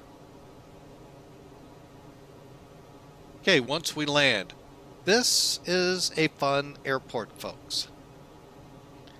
Okay, my guess is if I do everything right, we'll check it here in a minute. I'm going to come off right around Bravo, I think that's Bravo 5 or Bravo 3.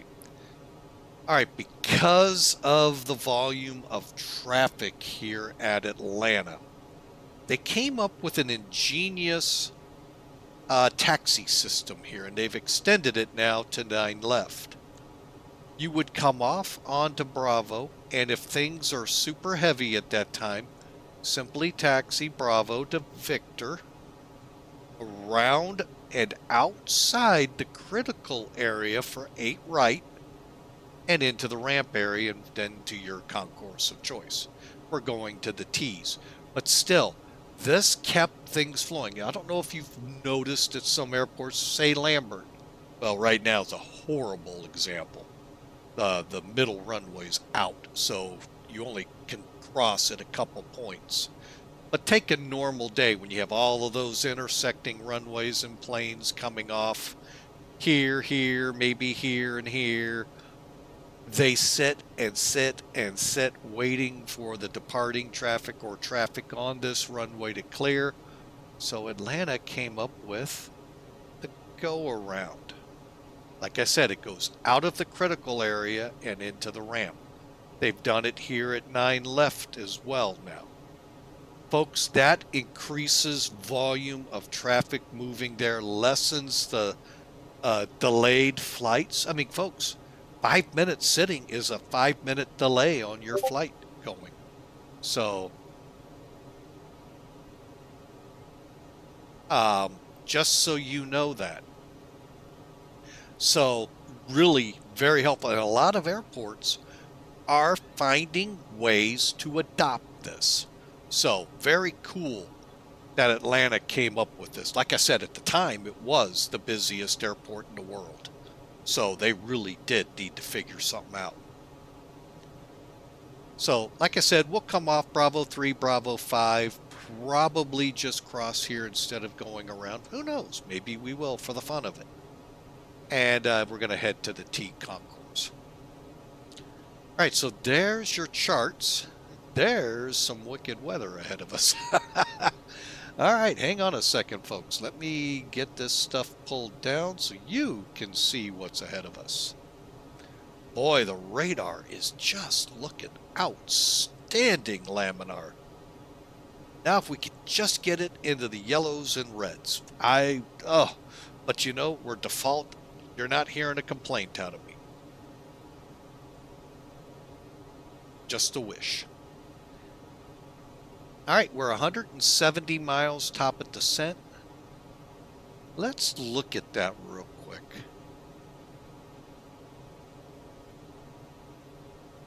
Let's just make sure Ozzy is not. Okay.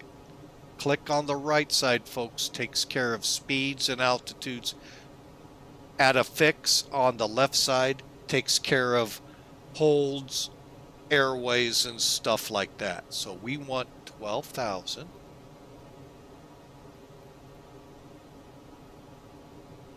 And 250 from speed constraint. Speaking of, okay, hang on, I'm going to do the same real quick over here because I forgot to do it again. There we go. Look at these. Man, the weather is really gotten so well. Again, this is release candidate 2 for 06. And then we put that to the flight plan, insert it. And now, where's Ozzy? 12,000. So that should have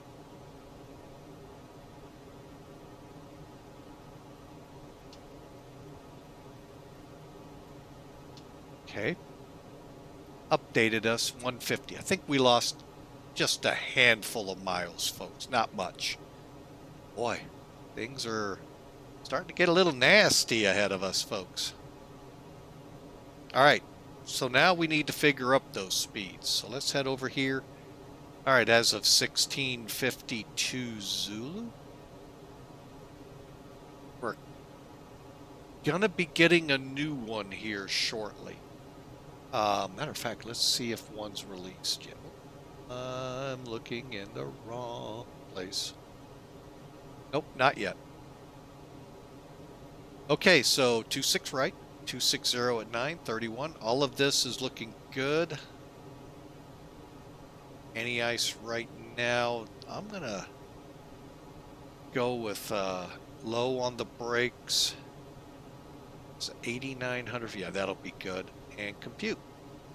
And what this is showing, this is the required distance So we can go as far as 6,000 feet down the runway and still have over 2,900 feet.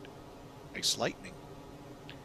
So, and they are reporting a thunder shower or a storm over the airport. So, where is runway? Let's go ahead. We'll go wet, recompute. Now we go medium. Let's do that. All right.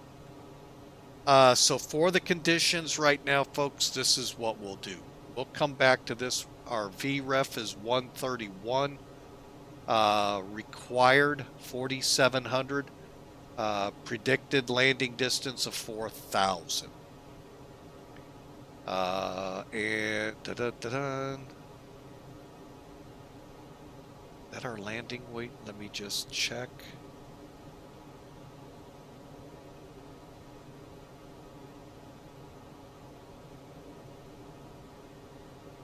Of course, I checked the thing, folks. Sorry about that.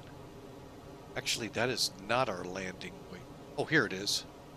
What was I looking at? Oh, maximum landing weight. Okay. That's not even right. Let's get this right. 127.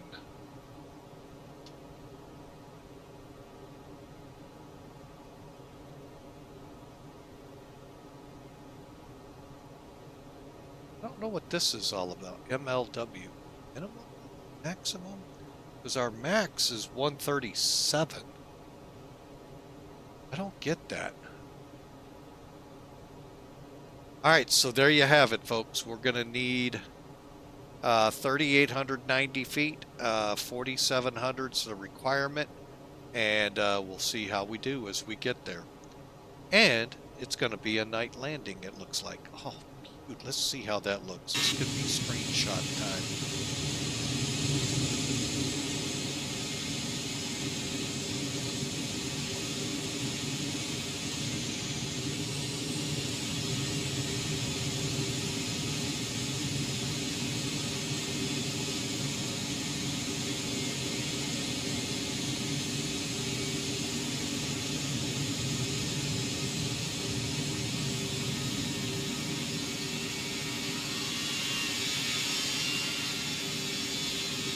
Very cool. All right. A lot of weather ahead of us, folks, so this could be fun coming in. Yeah, we got thunderstorms all the way down the approach. Just off, according to SimBrief, just off our flight path. Looks like it's right on our flight path now. So, yeah, fun approach.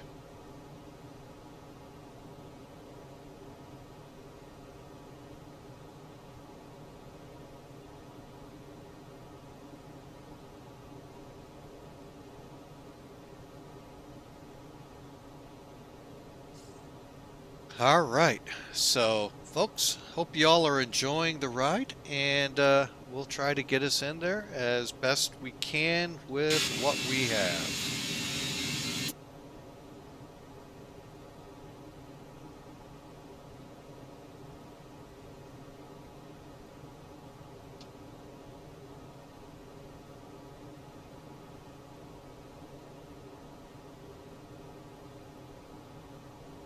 I'm just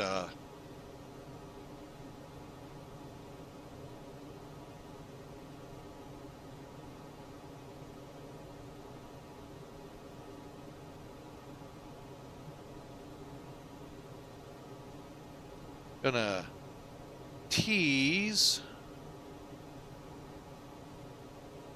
a second.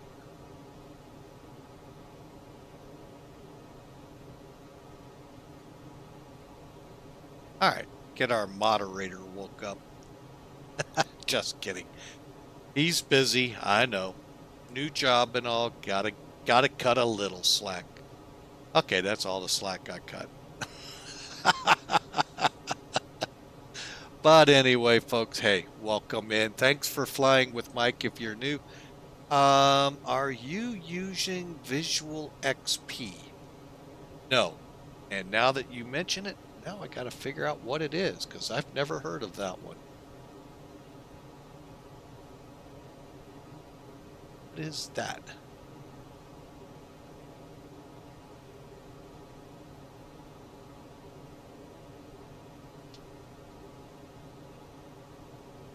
Huh, interesting. I may have to look into that. A little, just reading the little blurb that comes up on Google on that. Interesting. But to answer your question there, Franz 008, da, da, da. Oh, wait, you're not 007. Never mind. Can make amazing looking clouds. I am also looking at active sky. So now I've got a second one to look at. But yeah, thanks for the suggestion. I'll take a look at it and see what we can do. But folks, if you're new to the channel, love you to smash that follow button. That way you'll get notified when we fly next, and on stream, I should say. And you're more than welcome to join in. We should be on the ground in about 30 minutes in Hotlanta. So a lot of airports to pop up in, or as we had one yesterday, just fly the pattern.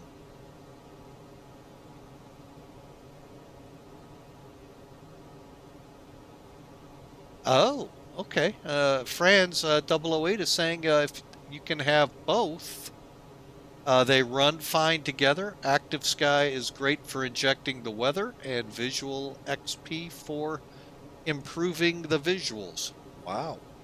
Sounds like, what was that one program in FSX I had? Rex. Rex was the program. It kind of did that, where it improved upon XP or Active Sky, and then Active Sky came out with its own improvements that made Rex crash all the time. So that's awesome. Definitely going to look into both of those programs. But let's look outside again, folks, while we have a few moments before top of descent. Oh, the sun has set, folks.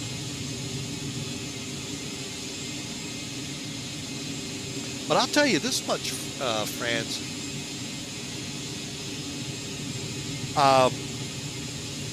I kind of like showcasing what comes out of the box.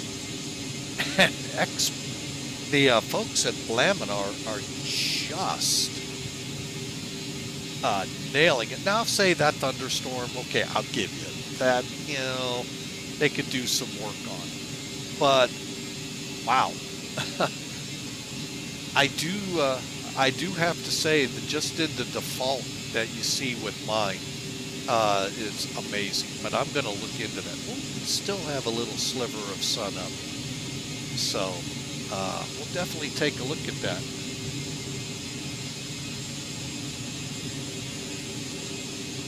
Now, I will tell you the one thing about Active Sky I really loved when I flew with it many years ago. Okay, these thunderstorms out here, I have no idea where the tops are on them right now. I used to have sites I could go to, could tell you how tall these cells are and everything. I've lost that. I have no idea what they are. But say they went to 45,000 feet, okay? You would see this thunderstorm. Here, let me just do it real quick. Sitting like you do right over here. And that column of cloud, you know, right now looks like it's about, you know, plus or minus 2,000 feet from your flight level. No, this sucker went up to 45,000 feet down to the ground. Now, as awesome as that looks, think about people with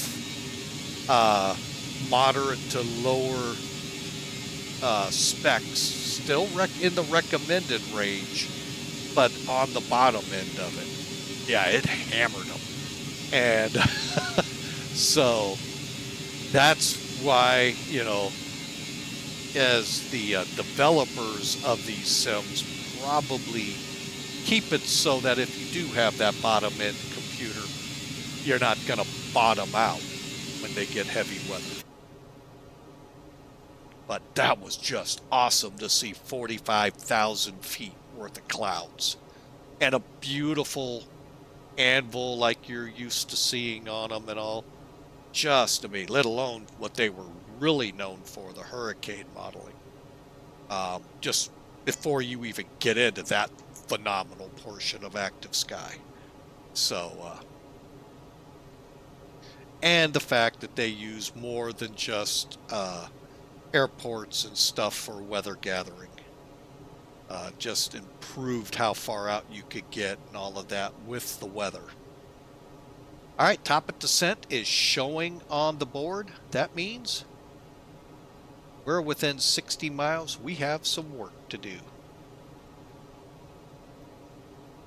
Okay, QNH. Let's get over here and see if the weather has updated. It has indeed. 1752, about 10 minutes old. All right, so first things QNH 2991. 29.91. Put it in like that, it'll take it. Temperatures 32.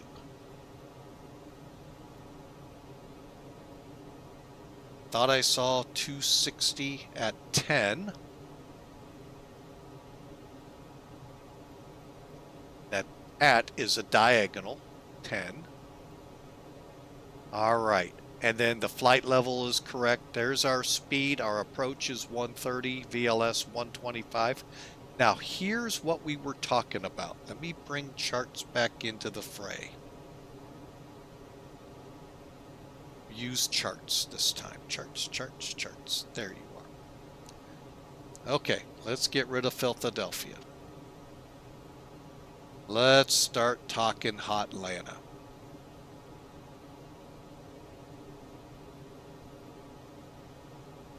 And wouldn't you know, ads have started up on my computer. How much time do we have? Okay, we're good. We'll let them come back. But again, folks that can hear my voice, thank you for the subscriptions. Thank you for being, for considering, now that you see what subscribing is like without ads and all of that, how it's a really good perk. It also really helps those streamers you really love and helps them to help build upon their streams. That's what we do with it here with our subscribers, our donations, and those who are generous enough to cheer the biddies.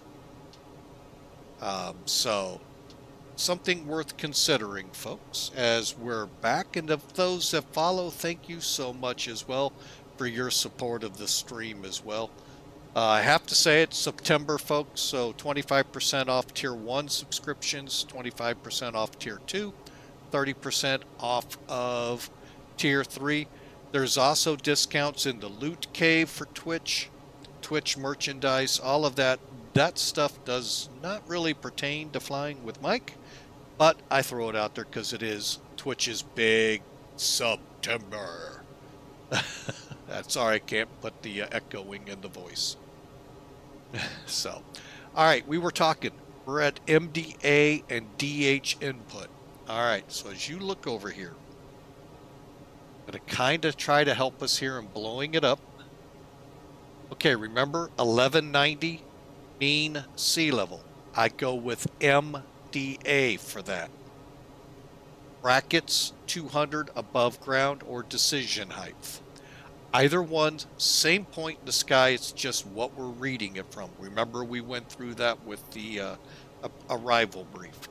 I'm going to go ahead and stick 1190 in there. Now, just so you know, okay, MDA of 1190.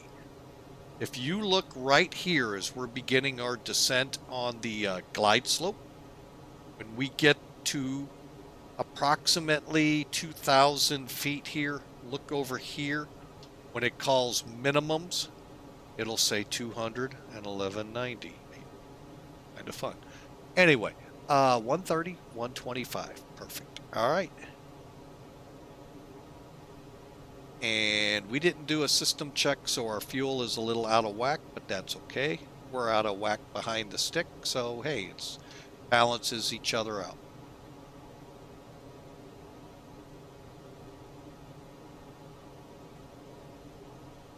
Okay, so initial checks here. Landing elevation is a 2. The arrival's in, the performance is in. Let's get the winds updated. Couple of ways you can do it. You can actually go into here, say click here, access wind data, and do a wind request on each one. Okay, or go to data, function again, request. And that'll do it for the entire remaining portion of your flight plan. Now if we go here, I'm sorry, ATSU, AOC, weather, Atlanta, put it over here, METAR, wait for the asterisk, one more time, return, receive messages. Hey, we can click and see our arrival information. And we can print it. I think it might have already done that. It did. Alright, so it's going to print another page.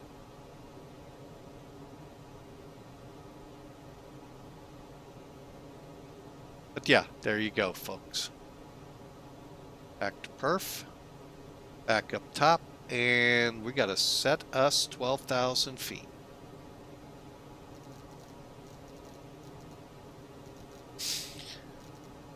Okay, we are within 15 miles of top of descent, folks. Let's go ahead, start managed.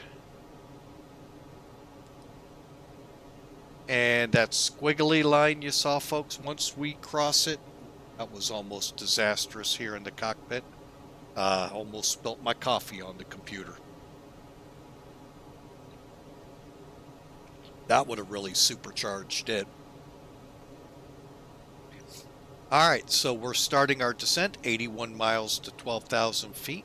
But anyway, what I was trying to show here, the squiggly lines, oh, there it is. Once we reach that, we'll start into the hard descent. But you can kind of monitor it here. Let's go a little further out. Go to LS constraints. You can see where our top of where the descent ends right here. That is Aussie, and then we would continue down to 5,000. And you can see what now. Do those look like we should fly through them, folks? That was the question in that Mayday episode. All right. And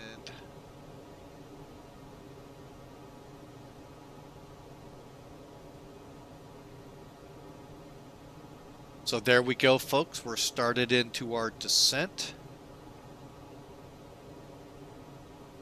Is that the sun? Oh, wow.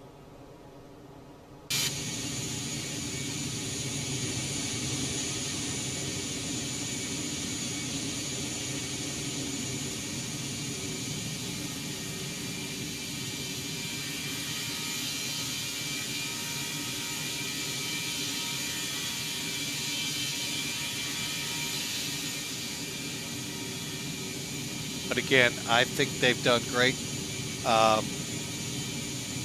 Fraz 008. I will look into that though. I really will see what the budget allows.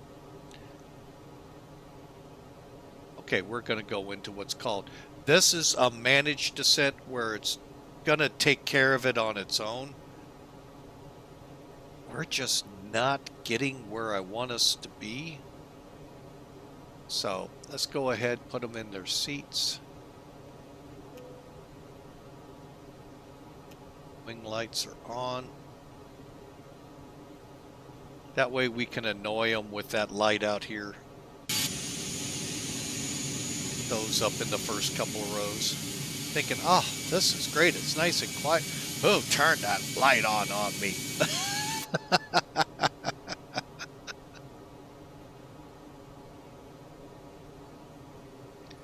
Oh, but anyway, folks, all fun aside, we have had a great time here today. 15 minutes out of hot Atlanta. And let's take a look here. How things are progressing in.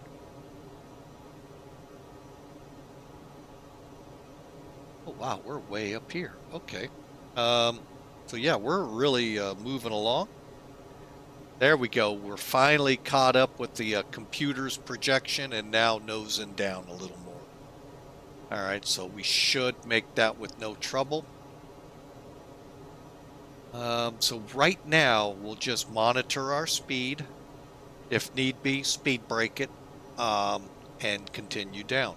Folks, if you're so inclined, as I am about to,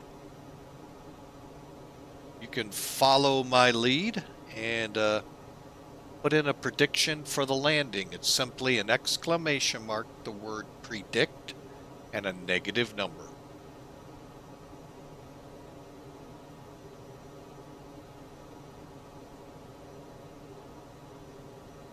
And take a guess. You never know. Is there any prizes? No. It's just, yay, not bad. Kind of figure out how the guy's flying and see what you think he can do, how his landing will reflect. Yesterday's, I felt like it was a little softer than what Sim Toolkit recorded it at. But, you know, hey, you got to take what it comes up as. And, y'all missed the horrible approach into KATL, called out by my VA boss there. And yeah, we were hurried. We were way out of parameters on that. Actually landed on the nose gear. That's never a good landing. So, but I got hurried and pushed for time, so that's unfortunately two bad recipes for calling for bad landings.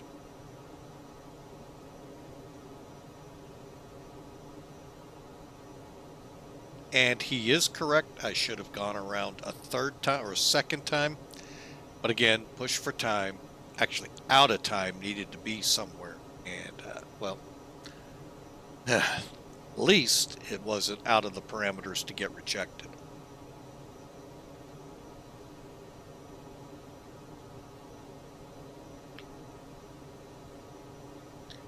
All right, so Virtual American, folks, if you're in, you know, let me just see if I can get you the website at least for them.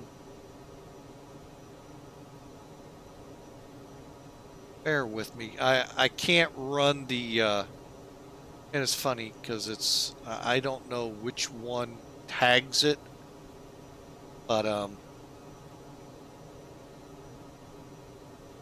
let you all check them out. I am gonna put one caveat out there. If you do head over to check them out, it may not say so in the beginning, folks. Virtual American strives to be extremely realistic in operations. By that, read the manuals. Don't look for videos, read the manuals. You get points. Where I think I'm going to get gigged is I didn't start the ACARS program before pushback. We'll see if I got, you know, I'll probably lose points on it. Will it reject my flight? No. But if you land too hard, it could. And folks, it's only like I think the 600 feet a minute. While they don't reject that you flew the flight, or is it 6? I'd have to go back and look. But it could actually reject the flight you flew, nullify it, you got to fly it again, I think. Again, I got to go back and check the rules because I'm very careful. Bouncing, they call you out on a bounce landing sometimes. So if you're into realism, bidding, and all of that great stuff, folks, check them out. If it sounds a little too much for you, be forewarned if you decide to go forward.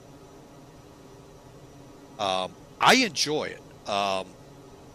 They get under my skin at that airline and their sister airline, Virtual Piedmont. Only in the fact I get a little chuckle every now and then at some of it, but some of it does get under my skin. But I still enjoy flying for them. So check them out. Make your own decision. I'm not going to sit here and recommend. This is an airline, folks, where you need to know how to handle your aircraft. Okay, doesn't matter if you're flying a little puddle jumper or I guess you could fly the 747 over at Virtual American for TWA. So, put that in your quiver, think about it, and if you so read through, understand what you're getting into, so you don't get, they're doing what to me? Kind of deal. And why have that kind of stress when we're up here to have fun, folks? So, anyway, Virtual Americans who we're flying for today. And I'm trying to remember how to deal with that.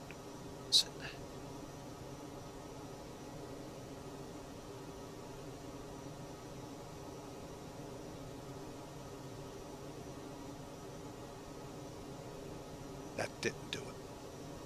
Well, wait a minute. I shouldn't say that. It might have.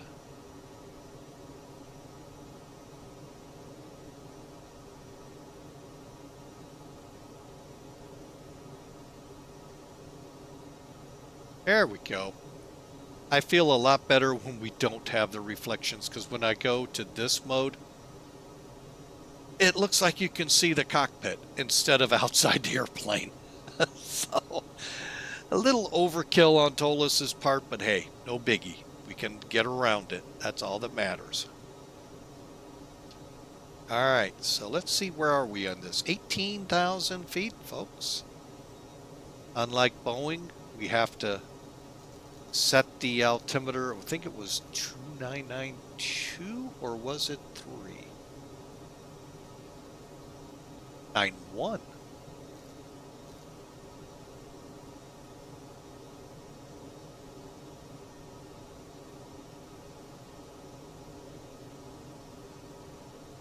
Just make sure.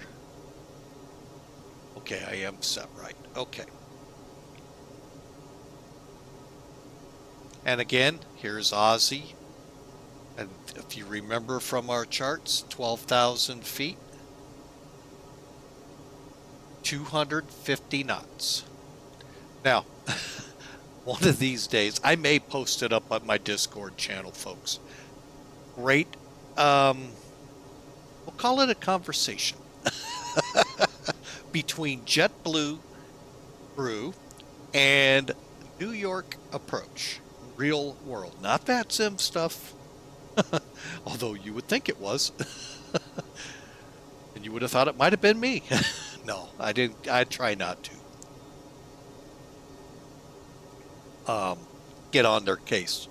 Except for that guy in Albuquerque who was getting all over my case for not being Mode Charlie. We went through that in the beginning, not reliving it. Very interesting conversation about what the word "at" means. When the chart says, as it does here, real quick, and we're going to get into a more sterile cockpit. As you look on here, it says landing west at. What that means. 250 knots. Not what speed you want. And then I end up getting my YouTube feed starts getting all of these other spats, if you will, with ATC and pilots, real world. We're not talking VATSIM or simulator. We're talking real world. Wow. Some of them are. San Francisco had one with a 737 crew. Whoa. Man, that was unreal. So, that's funny. My wife's getting a phone call. I thought she had her computers off. She had to step out for a meeting, so. All right, so here we come on Aussie. Let's kind of get into a sterile cockpit, kind of get a little more serious and bring this plane in. All right, so let me check some things here.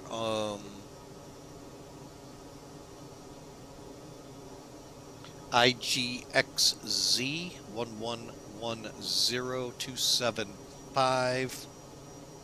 All right, we come into the 12,000. And I also plan to hope one day to be utilizing the ACAR system on here. Just right now we're not able to. Just doesn't seem like a lot of controllers use that.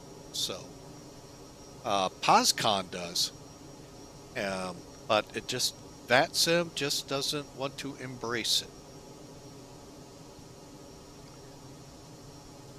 Okay, so let's get this up. Go to RadNav. Okay, so there's our ILS. Frequency, front course 276. Okay, that'll work.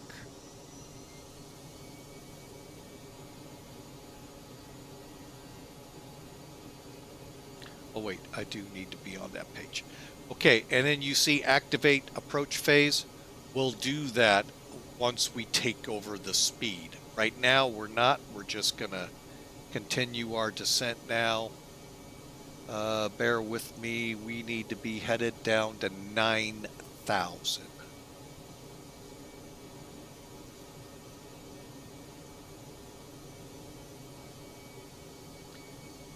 Now, a managed descent, this ball would be right in between these two lines where the numbers are. So, and it's racing down to catch it. Or it's still slightly fast. Let's get that speed brake.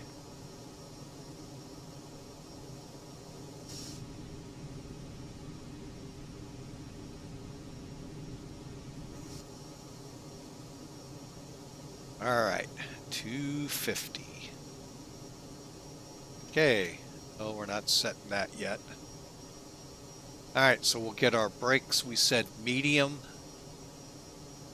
FCU LS is set and set. Constraints, okay. And the RadNav checked. Okay, so speed. We're not going to go managed just yet. Kayla 9,000. Well, we're going to need to start coming down a little steeper. Okay, so we're taking over.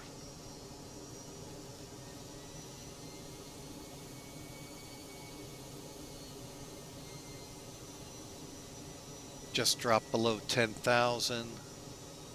Here come the lights.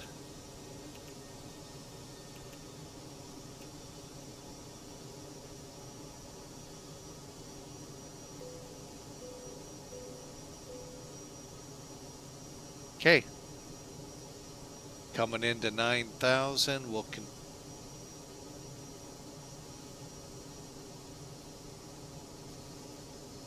continue on down to 5,000.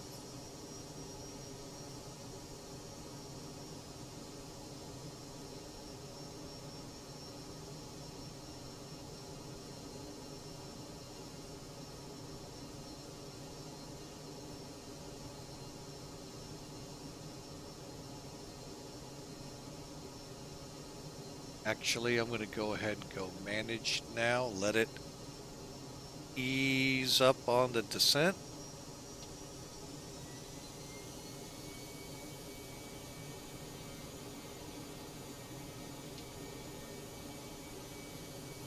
Okay, continuing. All right, speed brakes at 230, or I'm sorry, flaps at 230. We don't have speed brakes out, right? No.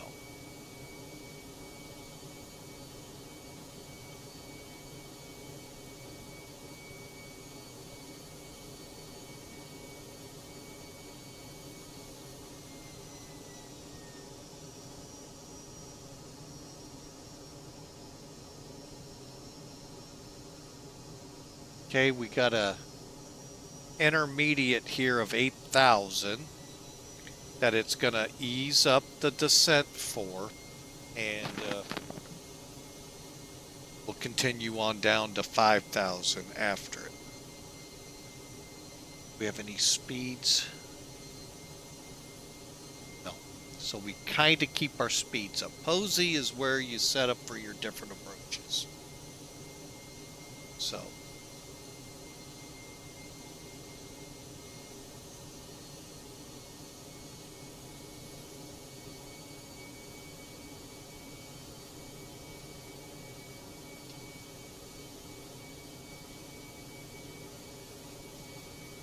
Now, there are no speed restrictions in here. So since we don't have ATC as of yet, I'm going to go ahead and slow us to 220. Double checking VATSIM, SimAware.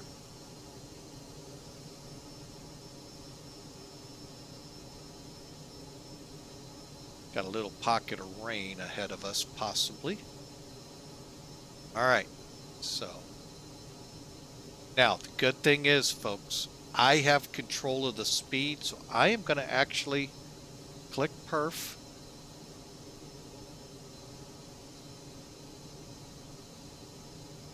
Okay, it looks like I already did. All right, all right, so LS, we're not picking up the localizer yet. We're like, oh, we should be.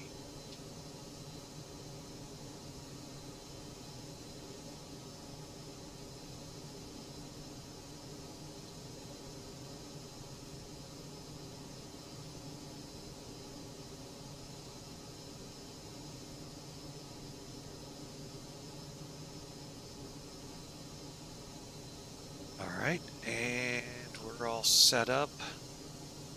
New entrant, Rind Perry. DCS anything, South Africa. Welcome in, sir, to X-Plane 12. But welcome in, thanks for the introduction. And slowing to 200 here. Bringing down the flaps to 1. Okay, now, as with, oh, yeah, okay. We have thunderstorms. That's why we can't see the airport. As with Philly, folks, we actually have scenery for Atlanta. This will be my actual first time coming into it. So there's Atlanta showing up. Off in the distance, let me get us on approach. All right.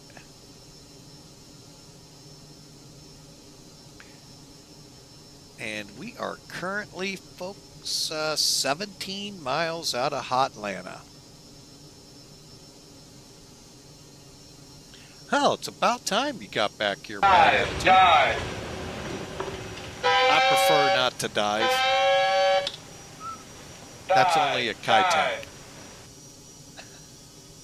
You have to watch the YouTube video for that, folks, to get the true meaning of that.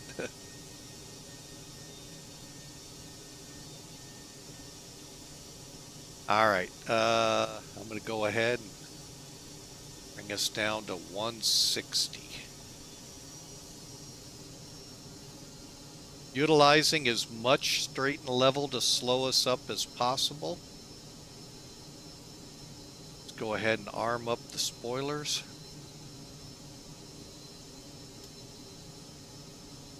And final checks.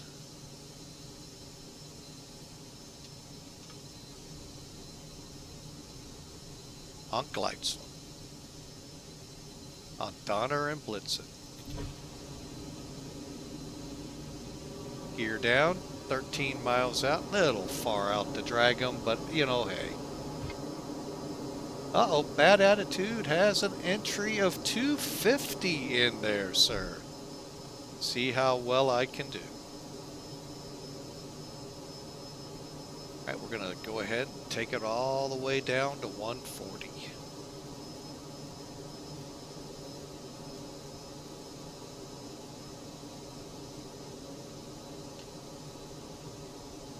Okay, flaps 3. Taxi lights all on. And we'll go flaps 4. All right, we are full. Runways in sight.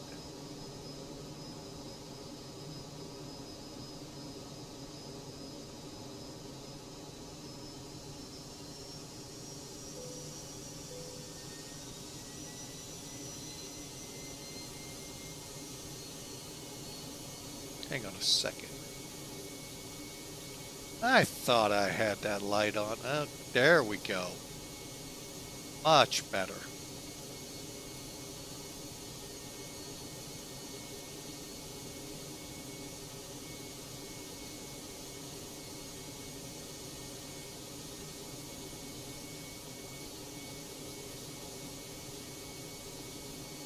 Hotlanta traffic, American 582, 10-mile final, 26 right.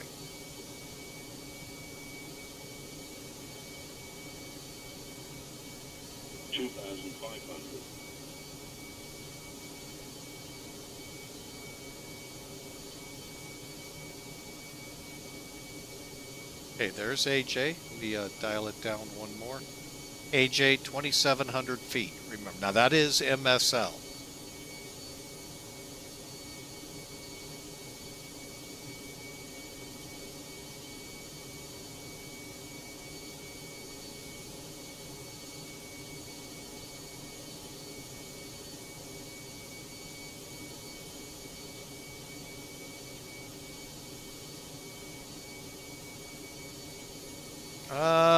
Not really sure the question there, Rind Perry.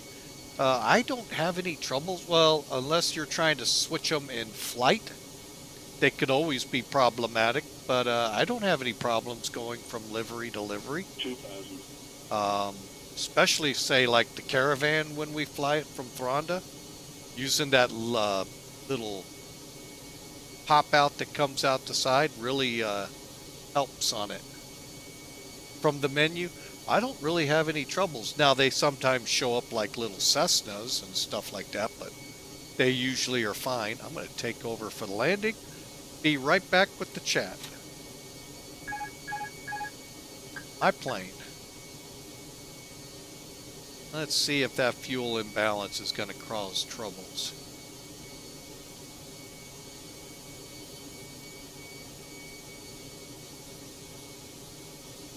It looks like we're flying pretty true to me. Oh wait, I gotta open my eyes, don't I? No wonder the airlines won't take me as a pilot. It said something about having to have your eyes open was a reason.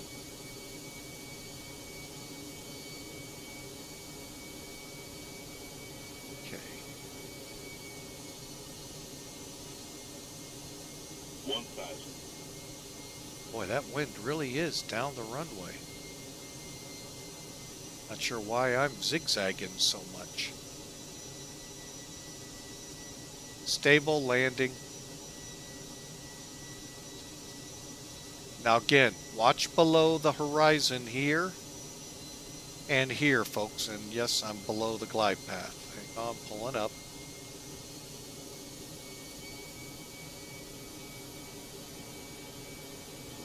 You'll see when it calls minimums, they're pretty much the same. 500. 400.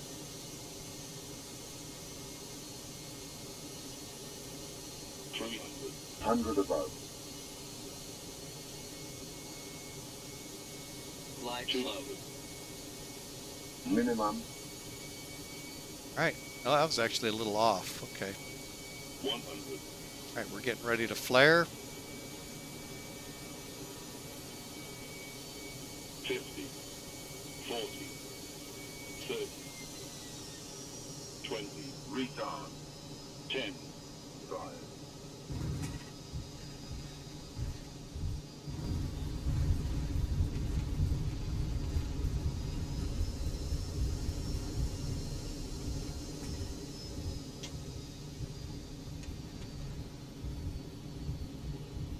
All right, which taxiway are we coming off at? I think it is Bravo 5.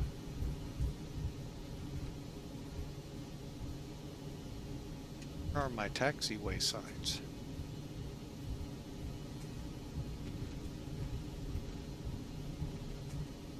And hot Atlanta traffic, American 582's off 26 right on to Bravo 5, I believe it is, and Bravo to the gate.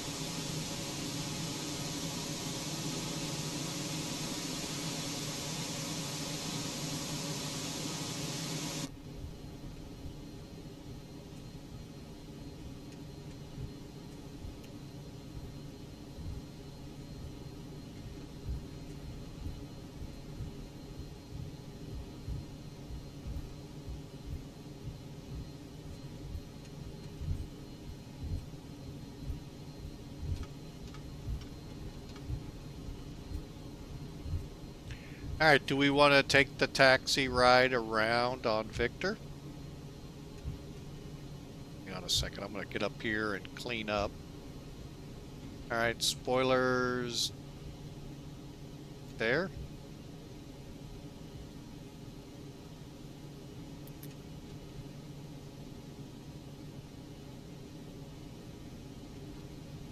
Okay,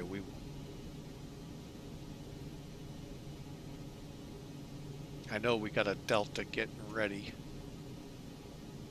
Well, maybe not.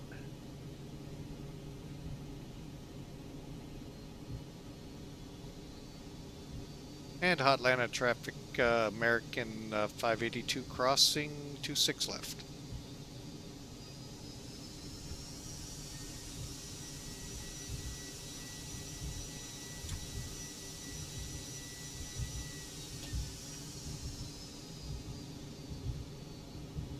But yeah, you can taxi around this runway. Oh, we're at the inner marker. What do we do? Open our eyes. And American 582 clear of 26 left at hot Atlanta.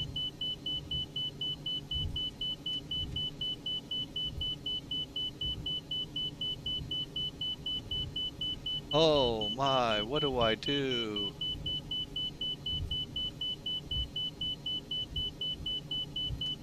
Really not a lot. Just gotta bear with it. Should be away from the inner marker here in a second. Okay, we're headed to the Tango gates. I'll be nice and clear off the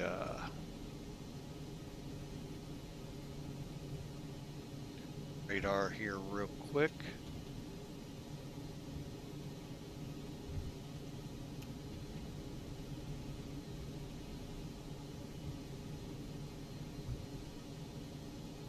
All right, that was quick.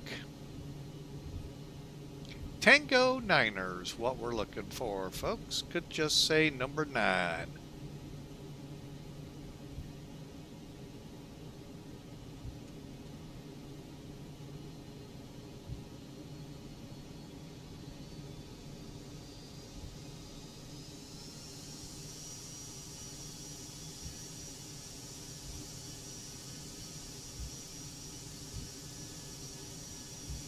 And for those keeping stats, an hour and 46 minutes since we began the pushback.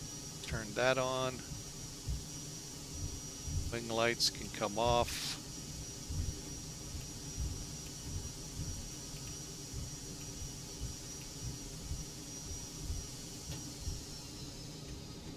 I don't know if this is going to tell us or not.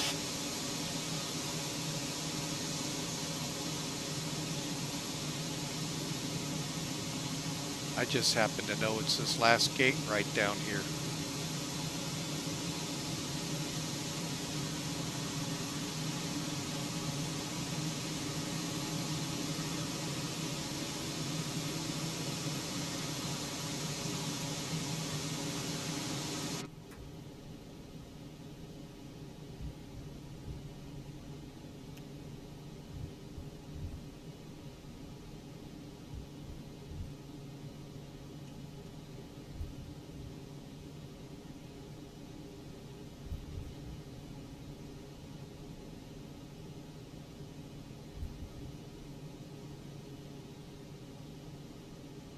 Is he gonna wake up?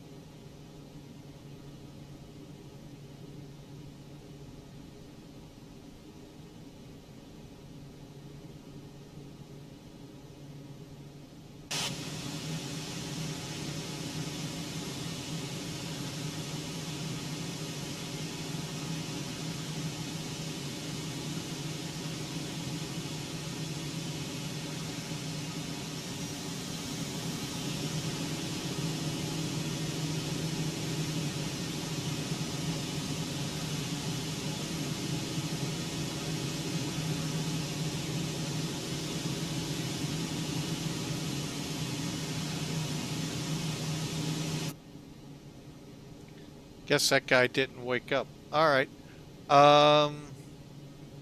Okay, we're in the gates. Real quick, let's make sure I got everything. I know the radar I got turned off.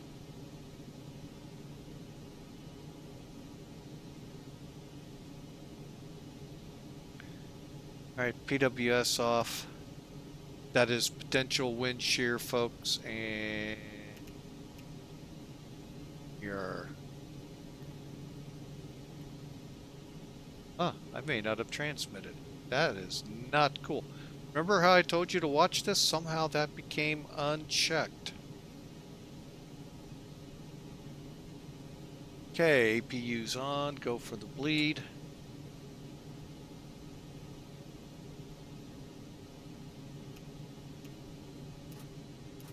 Okay, brake temps. Oh, let's take a look.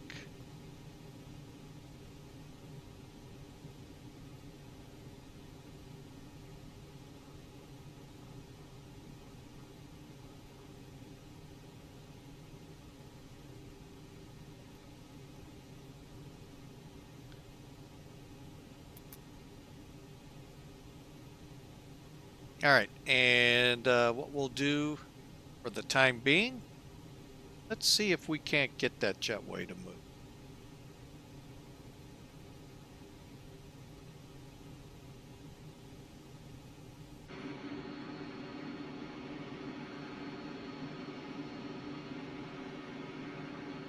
I don't see anything.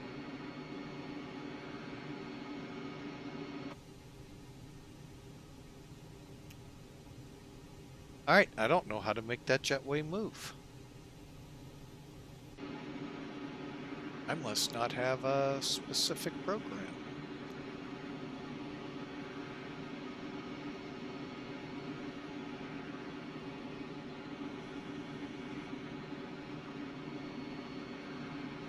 Yep, I must not. All right, well, welcome in, folks. Beacons off and there.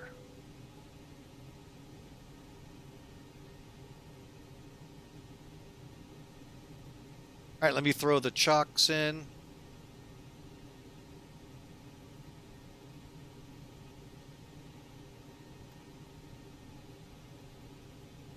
Then I can release the brakes.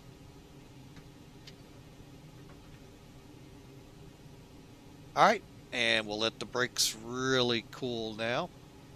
All right, so let's take a look. Oh, you get nothing in that? Whoa, what did I miss here in the chat? Trying to land, I tell you. Miss everything.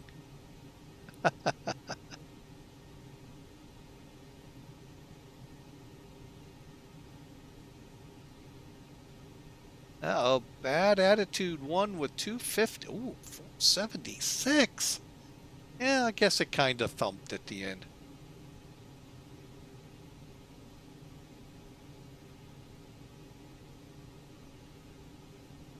Huh.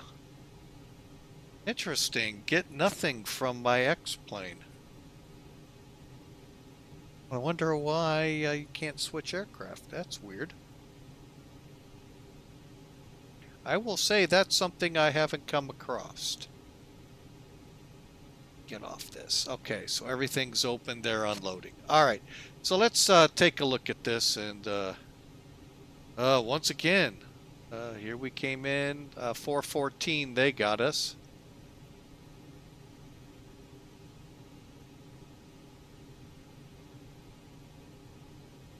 All right, and we'll do that. Let's see what they scored us at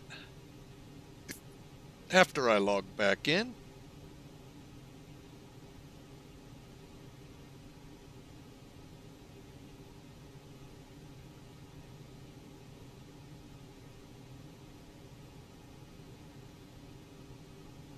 Number 31 of 32 to be reviewed. First file, what? What's wrong with it? Oh,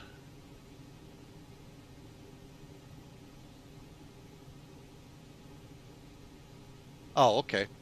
Oh, I got bonus points for what? Huh.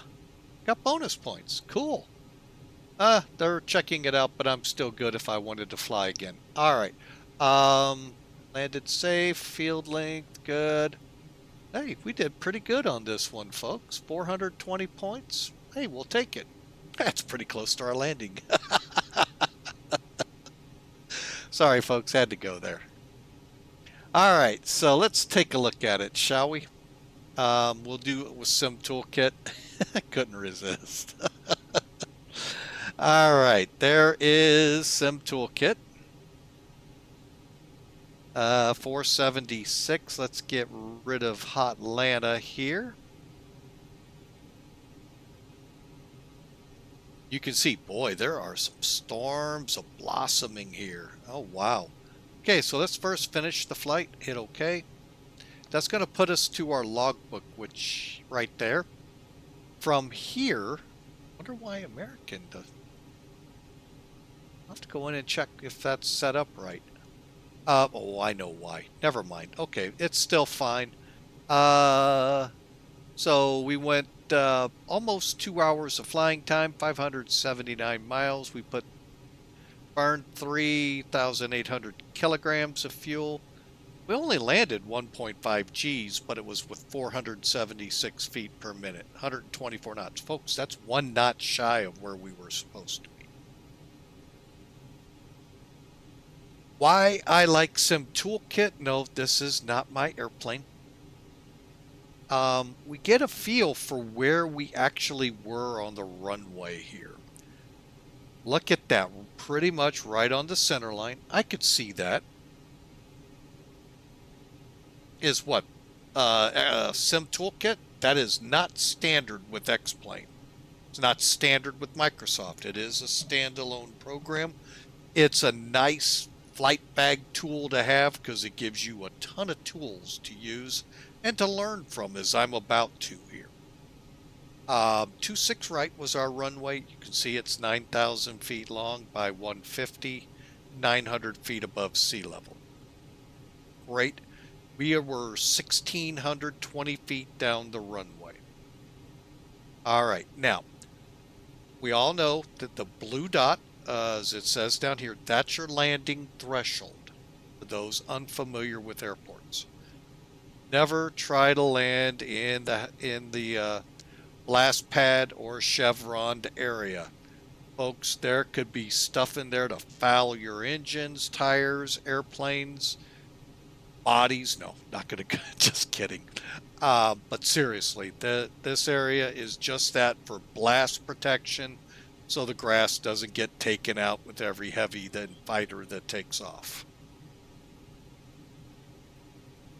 Then you have your threshold stripes, your runway identification. Your first set of hash marks are very hard to see, but they're right here. Every set of hash marks is 500 feet. Then you have your landing zone. This is the visual aiming point. Notice there's your PAPIs and your glide slopes. So it's all packaged right together to get you to land within that area if you can. Then you have hash marks, like I said, every 500 feet down. When they end, that is your general landing zone, folks. Now, the bad thing, when they run out, hey, that's okay, cool. You're past usually 3,000 feet. Could be less depending the length of the runway. Bad side to it, when you start seeing them down here, like right here, and you're still doing 150 knots, you better figure out a go around or putting your feet out to help stop your brakes, because you're not stopping in time. Because as you can see, it's also telling you how much you have left. So anyway, little runway. There's that taxiway Victor around the critical area. Or 26 left, 26 left, 8 right. And we're parked right about, it doesn't show on here, but we're somewhere right in here. Okay, so there you have it, folks. A little down and dirty on the airport. Now, let's take and hope and pray we can actually rewind this. Let me disconnect from VATSIM. They really hate it when we do this. So that's why we disconnect. And anyway, it wouldn't matter. It automatically disconnects you if you forgot.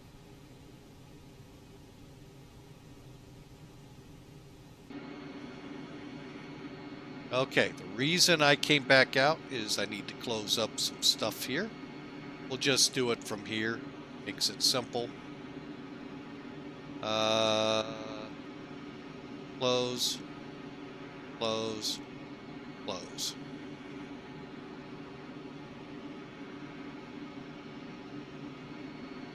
Really love the animation here, folks. Really well done.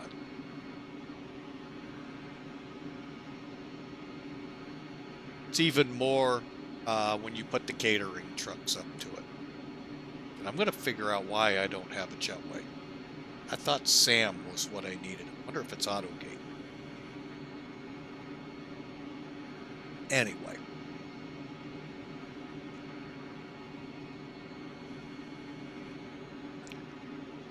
That is actually not a bad picture.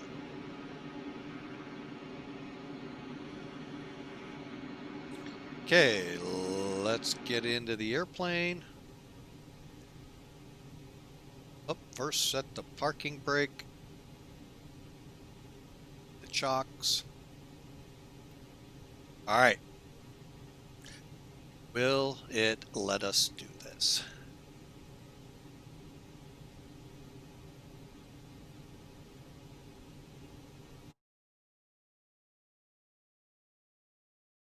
All right, I'm just going to let it go backwards. See if it'll do it.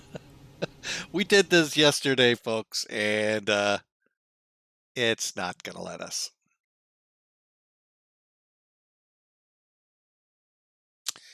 All right, she crashed the desktop again. Oh, well.